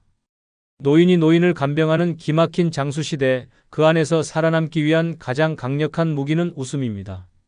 웃음은 단순한 표정이 아니라 생존을 위한 태도입니다. 우울한 표정으로 하루를 시작하면 몸은 뇌에 경고 신호를 보냅니다. 활력은 사라지고 면역은 떨어지며 근육도 기억력도 줄줄이 무너져 내립니다. 반대로 아침에 미소 한 번 짓는 것만으로도 뇌는 행복 호르몬을 분비하고 심장은 안정되고 장기들은 부드럽게 작동하기 시작합니다. 의학적으로도 웃음은 내장 마사지라고 불릴 정도로 전신 건강에 효과적입니다. 혈압이 안정되고 스트레스 호르몬이 줄어들며 우울증 예방에 탁월합니다. 그런데도 많은 노인들이 웃음을 잊고 삽니다. 나이 들수록 친구는 줄고 몸은 아프고 자식은 바쁘고 세상은 낯설어지며 입꼬리는 자연스레 내려갑니다. 그렇게 굳어버린 얼굴은 몸뿐 아니라 마음까지 병들게 합니다. 더 무서운 건 웃음을 잃은 얼굴로 하루를 보내는 시간이 쌓이면 뇌는 나는 불행하다고 착각하기 시작합니다. 치매 발병률은 높아지고 작은 통증에도 더 민감해지며 삶 자체가 무거워집니다. 반면 웃음을 자주 짓는 노인은 뇌회로가 더 많이 연결되어 뇌세포가 오래 살아남습니다. 실제 연구에 따르면 하루에 10번 이상 웃는 노인은 그렇지 않은 노인보다 치매 발생 확률이 30% 이상 낮다고 합니다. 긍정적인 마음은 타고나는 것이 아닙니다. 억지로라도 웃어보는 훈련에서 시작됩니다. 거울을 보고 웃고, 지나가는 사람에게 인사를 하며 웃고, TV를 보며 웃고, 심지어 밥을 먹을 때도 맛있다며 웃는 겁니다. 그렇게 만들어진 웃음은 결국 습관이 되고 그 습관이 뇌와 몸을 살립니다. 표정을 바꾸면 인생이 바뀐다는 말은 단순한 격언이 아닙니다. 과학적 진실입니다. 웃음은 인간관계에서도 절대적입니다. 찡그린 얼굴로 모임에 들어오면 사람들은 피하지만 환하게 웃으며 안녕하세요. 한마디 건네면 분위기는 순식간에 따뜻해집니다. 노년의 가장 큰 복은 사람 복입니다. 사람 복을 만드는 건 웃음입니다. 웃는 사람 옆에는 사람이 모이고 웃는 사람 곁에는 도움이 따라옵니다. 그래서 웃는 노인은 늙어도 외롭지 않고 힘들어도 무너지지 않으며 병들어도 버텨냅니다. 경기 고양시에 사는 87세 조영자 할머니는 동네에서 웃음 대장으로 불립니다. 그녀는 실버 요가반에서도 동네 마트에서도 병원 대기실에서도 항상 웃고 있습니다. 그래서 사람들은 그녀 곁에 앉고 싶어 하고 모임에도 그녀가 없으면 분위기가 싱겁다고 말합니다. 놀라운 건 그녀의 아들 김춘석 씨가 68세에 조기 치매 판정을 받았다는 사실입니다. 자식보다 더 오래, 더 건강하게 살아있는 현실에 조 할머니는 충격을 받았지만 그 순간에도 웃음을 놓지 않았습니다. 병원에서 의사가 아드님 상태가 점점 나빠질 수 있습니다라고 말했을 때 조 할머니는 눈물을 닦고 이렇게 말했습니다. 그러면 내가 웃어야죠. 내가 울면 아들도 무너지잖아요. 그녀는 지금도 아들의 이름을 매일 5번씩 크게 부릅니다. 춘서가 오늘 날씨 좋다 웃자 그렇게 말하면서 아들에게 억지로라도 입꼬리를 올려주고 손을 잡고 깔깔 웃으며 TV를 봅니다. 그 덕분인지 김 씨는 치매 진행이 느려졌고 아직도 어머니를 정확히 기억하며 우리 엄마는 참 웃기는 여자야라고 농담을 합니다. 동네 사람들은 조 할머니에게 비결이 뭐냐고 묻습니다. 그녀는 단호하게 말합니다. 비결? 그냥 웃어요. 웃으면 내가 살고 웃으면 자식도 살고 웃으면 병도 도망가요. 그렇게 말하며 또 호 웃는 그 얼굴은 주름 하나하나가 빛나 보입니다. 늙어도 곱게 늙는 사람은 웃는 사람입니다. 기운이 없을수록 웃어야 하고 아플수록 웃어야 하며 외로울수록 더 웃어야 합니다. 웃음은 얼굴의 화장이 아니라 인생의 생명줄입니다. 오늘도 거울 앞에서 웃어보는 그 3초가 내일을 살리는 힘이 됩니다. 곱게 늙는 방법 5번째는 음악을 듣고 따라 부르는 뇌 활성화 습관입니다. 음악을 듣고 따라 부르는 뇌 활성화 습관입니다. 지금 우리는 노인이 노인을 간병하는 시대를 살고 있습니다. 자식이 70이고 부모가 95인 시대, 그 중에서도 자식이 먼저 치매에 걸려 부모가 간병하는 기막힌 현실이 더 이상 드문 이야기가 아닙니다. 누구나 그렇게 늙어갈 수 있고 누구든 그렇게 무너질 수 있는 시대입니다. 이런 시대에서 뇌를 살리는 가장 쉽고 확실한 방법 중 하나는 바로 음악입니다. 특히 음악을 듣고 따라 부르는 습관은 뇌세포를 자극하고 기억 회로를 되살리는 두뇌 생명줄입니다. 음악은 단순히 귀를 즐겁게 하는 것이 아닙니다. 음악을 듣는 순간 뇌는 감각과 감정, 기억과 언어를 동시에 사용합니다. 이때 따라 부르면 언어 영역이 활성화되고 가사를 기억하려는 과정에서 해마가 작동하며 멜로디와 리듬을 익히는 과정에서 좌우뇌가 동시에 자극됩니다. 이처럼 음악을 듣고 따라 부르는 활동은 두뇌 전체를 깨우는 고도의 인지 활동입니다. 무서운 사실은 뇌는 사용하지 않으면 빠르게 썩는다는 점입니다. 3일간 말 한마디 안 하고 일주일간 감정을 표현하지 않으면 뇌는 점점 멈추는 법을 배우게 됩니다. 그렇게 굳어버린 뇌는 아무리 약을 써도 살아나기 힘듭니다. 하지만 음악은 그런 뇌를 다시 움직이게 만드는 기적의 도구입니다. 특히 추억이 담긴 옛 노래는 과거의 기억을 끌어올리며 잊고 있던 감정과 얼굴, 이야기들을 떠올리게 합니다. 실제로 치매 환자에게 가장 먼저 반응을 일으키는 자극은 노래입니다. 아무리 이름을 기억하지 못해도 찔레꽃 붉게 피는 남쪽 나라라는 멜로디 한 줄에 눈을 반짝이며 따라 부르는 어르신들이 많습니다. 그건 단순히 가사를 기억해서가 아니라 노래를 통해 삶의 조각들이 되살아나기 때문입니다. 노래는 잊었던 자아를 깨우고 관계를 회복시키며 무엇보다 내가 살아있구나를 느끼게 해줍니다. 하루에 딱 한 곡이라도 좋습니다. 아침에 라디오에서 나오는 트로트를 따라 부르고 점심 후 창가에서 흥얼거리고 저녁엔 손주에게 불러주며 웃음을 나누는 것. 이 단순한 반복이 뇌를 살리고 마음을 살리고 결국은 삶을 살립니다. 노래는 돈도 시간도 장소도 필요하지 않습니다. 마음만 있으면 언제든 가능한 최고의 뇌 운동입니다. 경기도 부천에 사는 90세 오인숙 할머니는 매일 아침 첫 번째 할 일이 노래 틀기입니다. TV보다 신문보다 먼저 전축에 CD를 올립니다. 첫 곡은 늘 돌아와요 부산항에입니다. 이 노래가 끝나면 벌써 그녀의 표정은 밝아지고 얼굴엔 미소가 번집니다. 놀라운 건 그녀의 아들 김진호 씨가 67세로 이미 경도인 지장의 판정을 받았다는 사실입니다. 김 씨는 평생을 성실하게 살았지만 퇴직 후 무기력과 우울감에 빠졌고 점점 기억이 흐려지기 시작했습니다. 처음엔 우편함 번호를 잊었고 나중엔 아내의 생일도 잊었습니다. 그때 오인숙 할머니는 결심했습니다. 우리 아들을 음악으로 살리자. 매일 한 곡씩 같이 듣고 부르기 시작했습니다. 처음엔 어색해하던 김 씨도 어느 순간부터 무조건이야를 부르며 박자를 맞추기 시작했습니다. 노래가 끝나면 어머니와 마주보고 웃었고 점점 얼굴에 생기가 돌았습니다. 지금도 오할머니는 매일 아들과 함께 노래를 부릅니다. 주말이면 가족 노래방이라는 이름으로 손주들까지 모아놓고 콘서트를 엽니다. 그때마다 김 씨는 정확한 가사보다 더 또렷한 눈빛으로 노래를 따라 부릅니다. 저 푸른 초원 위에 그림 같은 집을 짓고를 부를 때 오할머니는 눈물이 납니다. 아직 우리 아들은 살아있어요. 노래는 뇌를 살리고 관계를 살리고 결국 가족을 살립니다. 늙어도 곱게 늙는 사람은 흥얼거릴 수 있는 사람입니다. 노래는 나를 잊지 않게 만드는 최고의 약이고 가장 즐거운 운동입니다.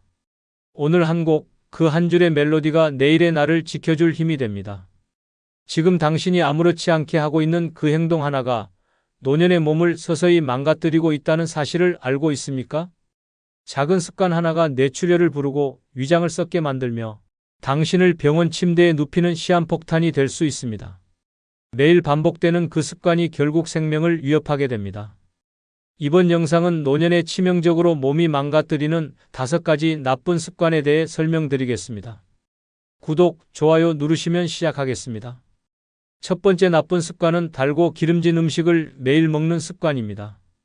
젊었을 땐 먹고 나서 뛰면 해결되던 일이 나이가 들수록 그대로 내 몸의 독으로 쌓입니다.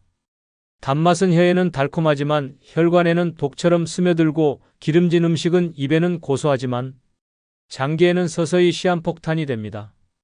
그런 음식을 매일같이 섭취하면 몸속은 썩어가고 있는데 겉만 멀쩡한 상태로 노화를 가속화하게 됩니다.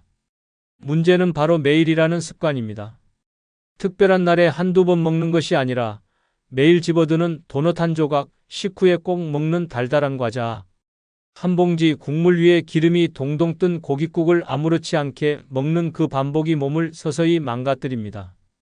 당뇨병, 고혈압, 고지혈증, 지방간, 혈관질환, 심장병, 뇌졸중까지. 하나라도 무섭지만 이들은 절대 단독으로 오지 않고 함께 몰려와 노년의 삶을 무너뜨립니다. 특히 노년기의 단맛은 뇌의 보상 시스템을 강하게 자극해 행복하다는 착각을 주지만 사실상 그 행복은 거짓입니다. 짧은 쾌락을 주는 대신 몸은 점점 피로해지고 면역력은 떨어지며 만성 염증이 자리 잡게 됩니다. 고기 반, 튀김 반인 식탁은 처음엔 풍요로워 보이지만 결과적으로 약봉지 반, 병원 반이 되어 돌아옵니다. 가장 무서운 건 이런 식습관을 바꾸려고 할 때 극심한 저항이 온다는 점입니다. 몸은 이미 단맛과 기름에 길들여져 있고 맛없는 음식은 받아들이지 않게 됩니다.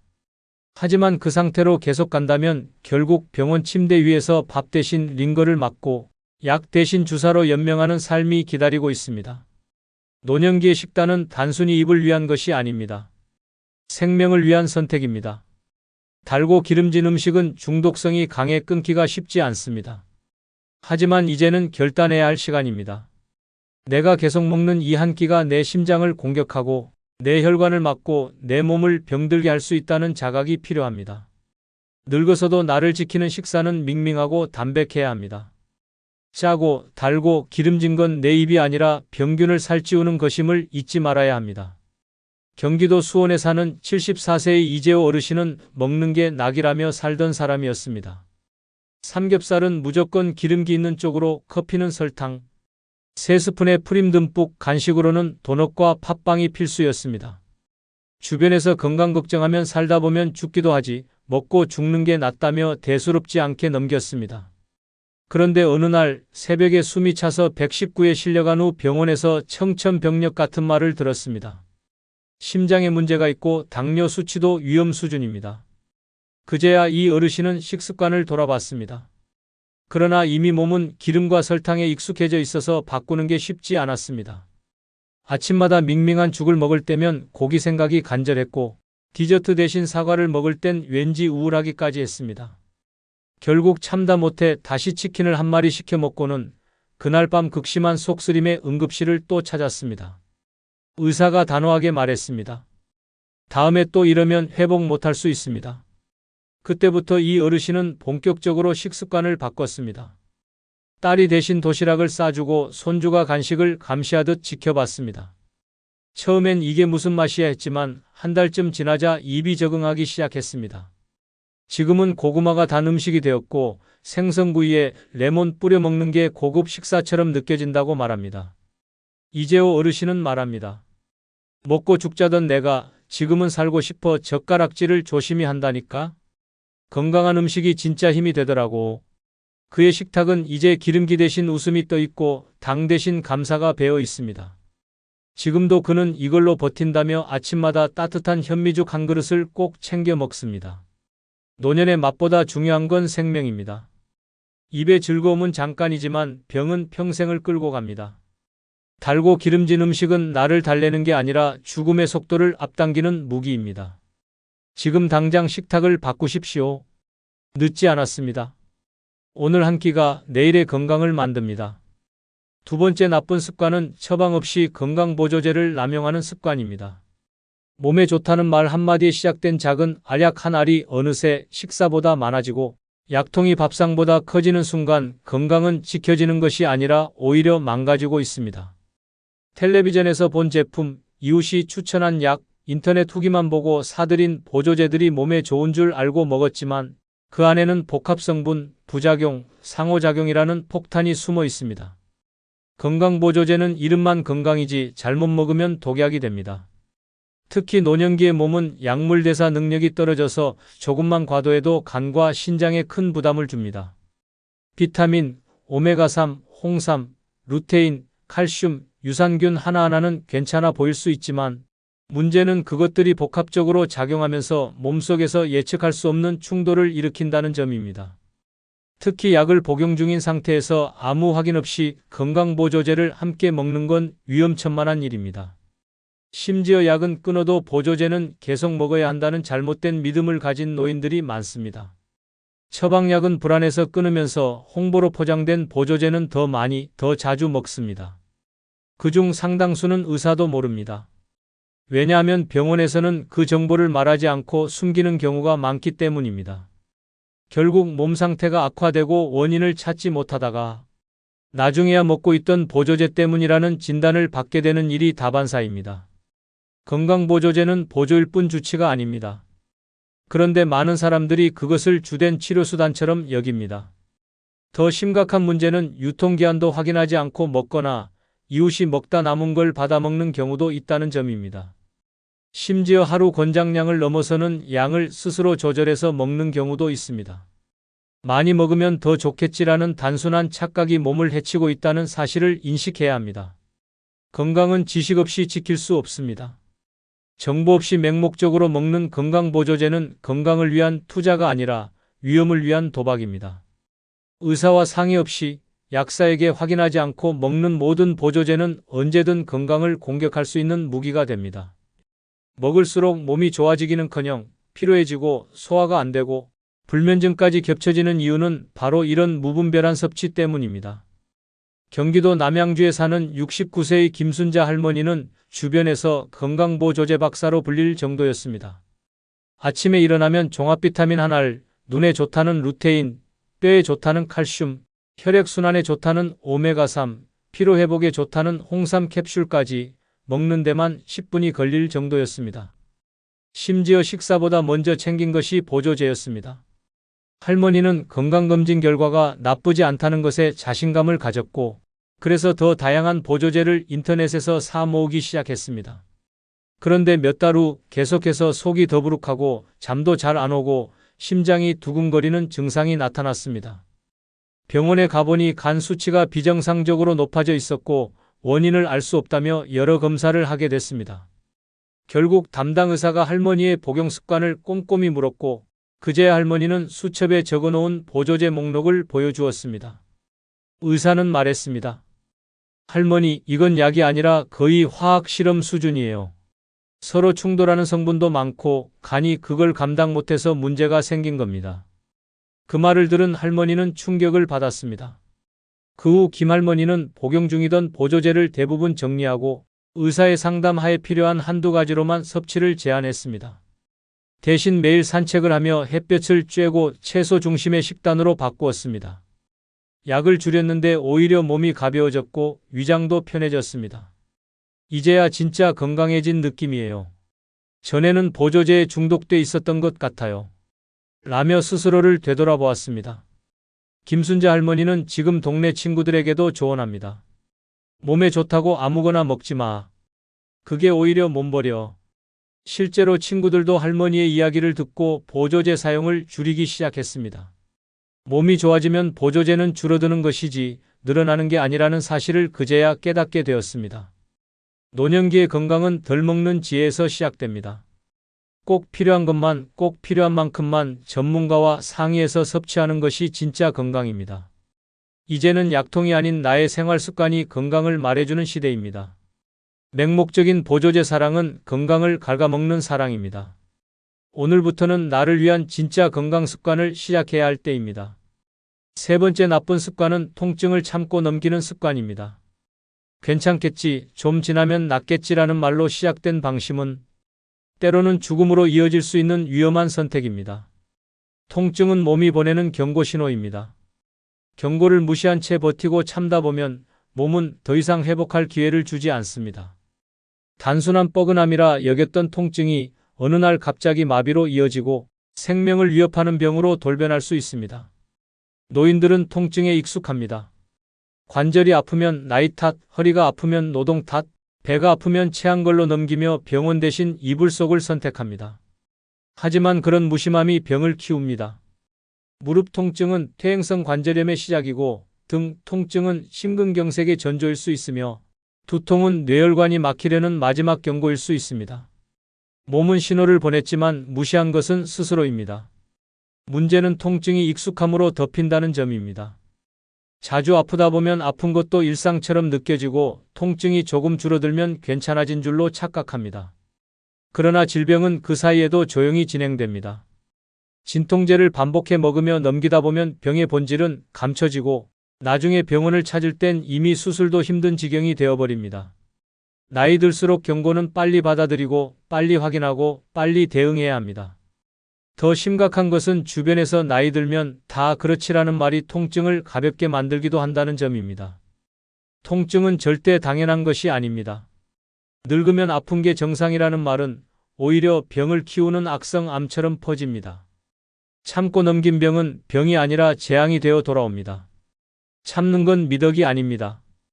통증은 절대 참는 사람이 강한 게 아니라 빨리 병원 가는 사람이 현명한 것입니다. 광주 북구에 사는 72세의 박재분 할머니는 한 달 넘게 어깨가 욱신거리는 통증을 참아왔습니다.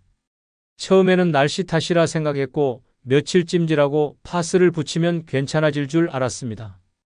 딸이 병원 가보자고 해도 이 정도로 병원은 무슨 병원이냐며 손사래를 쳤습니다. 그런데 어느 날 아침에 일어나 팔을 들 수 없을 정도로 통증이 심해졌습니다. 결국 병원에 갔더니 회전근개 파열이라는 진단을 받았습니다. 의사는 말했습니다. 초기에 치료받았으면 간단한 물리치료로 끝났을 텐데 지금은 수술을 고려해야 합니다. 그제야 박 할머니는 통증을 참고 넘긴 것을 후회했습니다. 수술 후 재활은 생각보다 더 힘들었고 일상생활 복귀까지도 시간이 걸렸습니다. 그 후 박 할머니는 동네 친구들에게 이렇게 말하고 다닙니다. 야야, 어디가 아프면 무조건 병원 가. 참고 버티는 건 바보짓이더라. 나처럼 되기 싫으면 절대 참지 마라. 친구들은 그 말을 듣고 웃으며 고개를 끄덕이지만 할머니는 진심으로 말합니다. 진짜야, 이젠 약도 밥보다 많이 먹는다니까? 지금도 박 할머니는 팔을 천천히 돌리며 운동을 합니다. 그때마다 처음에만 갔어도라는 말을 혼잣말처럼 중얼거리곤 합니다.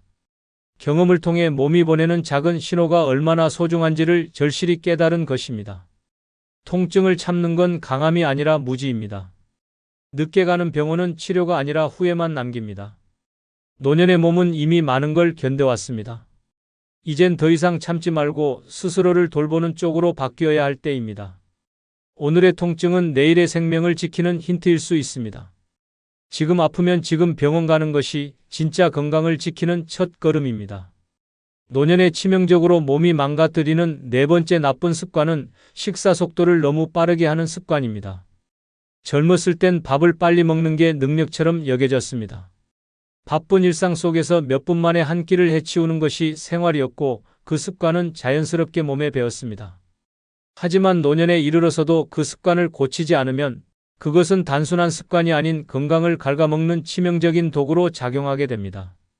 음식을 씹는 시간 없이 꿀꺽 삼키듯 먹는 행동은 소화기계 전체에 과부하를 주고 위장에 큰 부담을 줍니다. 나이가 들수록 소화 능력은 떨어지고 장기의 반응 속도는 느려지며 위는 쉽게 자극을 받고 상처 입습니다. 그런데도 빠르게 먹는 습관을 반복하면 위염, 소화불량, 역류성 식도염은 물론이고 심지어 대장질환까지 발생할 수 있습니다. 더 큰 문제는 포만감을 느끼기 전에 음식을 다 먹어치우게 된다는 점입니다. 뇌는 음식을 먹은 후 20분이 지나야 배가 불렀다는 신호를 보냅니다.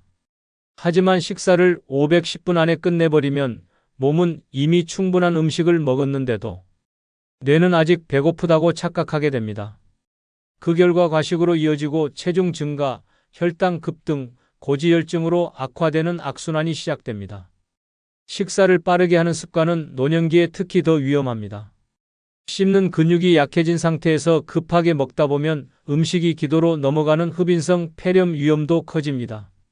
이 질환은 노인 사망 원인 중에서도 높은 비중을 차지할 만큼 치명적입니다. 단 한 끼의 빠른 식사가 인생을 단축시킬 수 있는 셈입니다. 게다가 음식을 빠르게 먹는 사람은 제대로 된 영양 흡수도 어렵습니다. 잘게 씹지 않은 음식은 위에서 제대로 분해되지 않고 장으로 넘어가며 결국 소화장애를 유발하고 영양 불균형으로 이어집니다. 아무리 좋은 음식을 먹어도 빨리 먹는 순간 헛밥이 됩니다. 영양도 못 챙기고 위장만 괴롭히는 독이 되어버립니다. 경북 경주에 사는 75세의 이춘재 어르신은 밥은 전투다라는 말을 입에 달고 살던 분이었습니다. 젊을 때부터 군대처럼 5분 만에 밥상을 비우는 습관이 있었고 나이 들어서도 달라지지 않았습니다. 가족들이 아버지 좀 천천히 드세요라고 말해도 늙었으면 빨리 먹고 움직여야지라며 오히려 큰 소리를 냈습니다. 그런데 어느 날 아침을 먹고 나서 가슴이 꽉 막히는 통증과 함께 숨이 가빠져 병원으로 실려갔습니다. 위식도 역류 증상이 심해져 기도가 자극을 받아 숨 쉬는 데까지 영향을 준 것이었습니다. 검사 결과 위 내벽도 심하게 헐어 있었고 식사 습관이 그 원인 중 하나라는 설명이 이어졌습니다.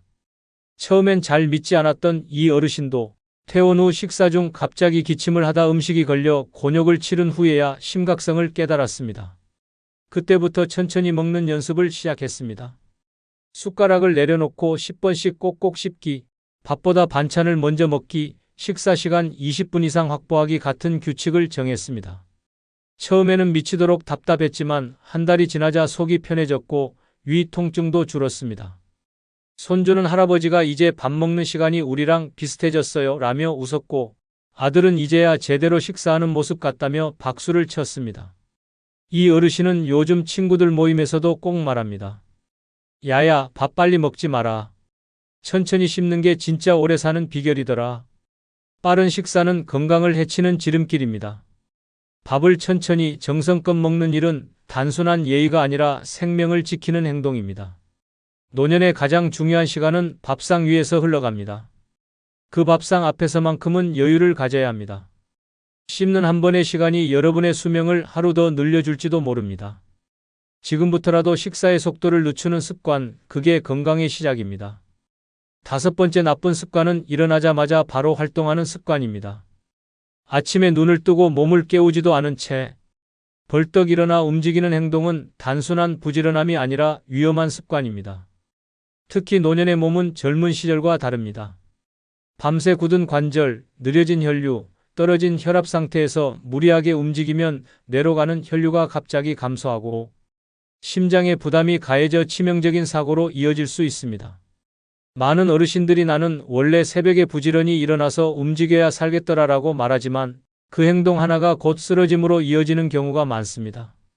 침대에서 일어나자마자 화장실로, 부엌으로, 세탁기로 직행하는 습관은 뇌졸중, 심근경색, 현기증, 실신, 낙상의 주요 원인입니다. 심한 경우는 아침에 눈을 뜨고 단 몇 분 사이에 뇌출혈로 쓰러져 다시는 일어나지 못하는 경우도 있습니다. 노년기에는 자고 난 후 혈압이 가장 낮아지고 혈류순환도 느려지며 뇌와 심장이 모두 준비되지 않은 상태입니다. 이때 갑작스러운 체위 변화는 순식간에 생명을 위협합니다. 침대에서 일어난 뒤 최소 5분간은 목, 팔, 다리, 허리를 가볍게 움직이며 몸을 천천히 깨워야 합니다. 이를 무시하고 바로 일어나 움직이는 건 스스로 뇌를 흔들고 심장을 압박하는 행동과 같습니다. 특히 고혈압, 당뇨, 심혈관 질환을 앓고 있는 어르신이라면 이 습관은 더욱 위험합니다. 자칫 어지럼증으로 넘어져 머리를 부딪히거나 갑작스러운 혈압 변화로 심장이 멎을 수 있기 때문입니다. 나는 그런 일 없었다고 생각할 수 있지만 사고는 단 한 번의 부주의로 찾아옵니다. 그 한 번이 인생을 바꿔버릴 수 있습니다. 아침은 신체가 다시 살아나는 시간입니다. 이 시간을 천천히 조심스럽게 보내야 하루가 건강하게 시작됩니다. 단 몇 분의 여유가 낙상을 막고 심장질환을 예방하며 생명을 지켜줍니다. 젊었을 때와 똑같이 행동하는 건 건강한 게 아니라 무모한 것입니다. 몸은 이미 변화했고 그 변화에 맞춰 생활을 바꾸는 것이 현명한 노후입니다. 충청남도 서산에 사는 71세의 김용찬 어르신은 늘 새벽 오시면 알람도 없이 벌떡 일어나 집안일을 시작하는 습관이 있었습니다. 손주 도시락을 챙기고 마당 정리까지 끝내고 나면 아침이 시작됐습니다. 본인은 그걸 부지런함이라 생각했고 가족들도 아버지가 진짜 부지런하시다며 대견하게 여겼습니다. 그러던 어느 날 새벽에 일어나 욕실로 가던 중 갑자기 어지러움을 느끼고 그대로 바닥에 쓰러졌습니다. 머리를 벽에 부딪혀 이마가 찢어졌고 정신을 잃은 채 병원으로 실려갔습니다. 다행히 뇌출혈은 아니었지만 저혈압과 순간적인 혈류 저하가 원인이었습니다. 의사는 단호히 말했습니다. 아침에 갑자기 움직이는 습관이 가장 위험합니다. 다음엔 큰일 날 수 있습니다. 그 후 김 어르신은 생활을 완전히 바꿨습니다. 눈을 뜨면 바로 일어나지 않고 이불 속에서 5분간 천천히 기지개를 켜고 숨을 고르며 발끝부터 손끝까지 가볍게 움직입니다. 그런 다음 천천히 앉아서 다시 23분을 보낸 뒤 일어섭니다. 처음엔 답답했지만 얼마 지나지 않아 몸이 한결 가벼워지고 어지럼증도 사라졌습니다. 요즘 김 어르신은 친구들에게 말합니다. 야야, 아침에 벌떡 일어나는 건 멋있는 게 아니고 미련한 짓이더라. 천천히 움직여야 오래 산다. 그 말에 친구들도 한 명씩 따라하기 시작했고 그 후 모임에선 아침 루틴이 새로운 유행이 되었습니다. 부지런함이 생명을 지켜주는 게 아닙니다. 조심함이 생명을 지킵니다. 노년의 아침은 속도가 아니라 여유로 시작해야 합니다. 몸이 깨어나기 전 먼저 마음부터 깨어나는 하루. 그단 몇 분의 습관이 여러분의 삶을 지켜줄 가장 강력한 무기가 됩니다.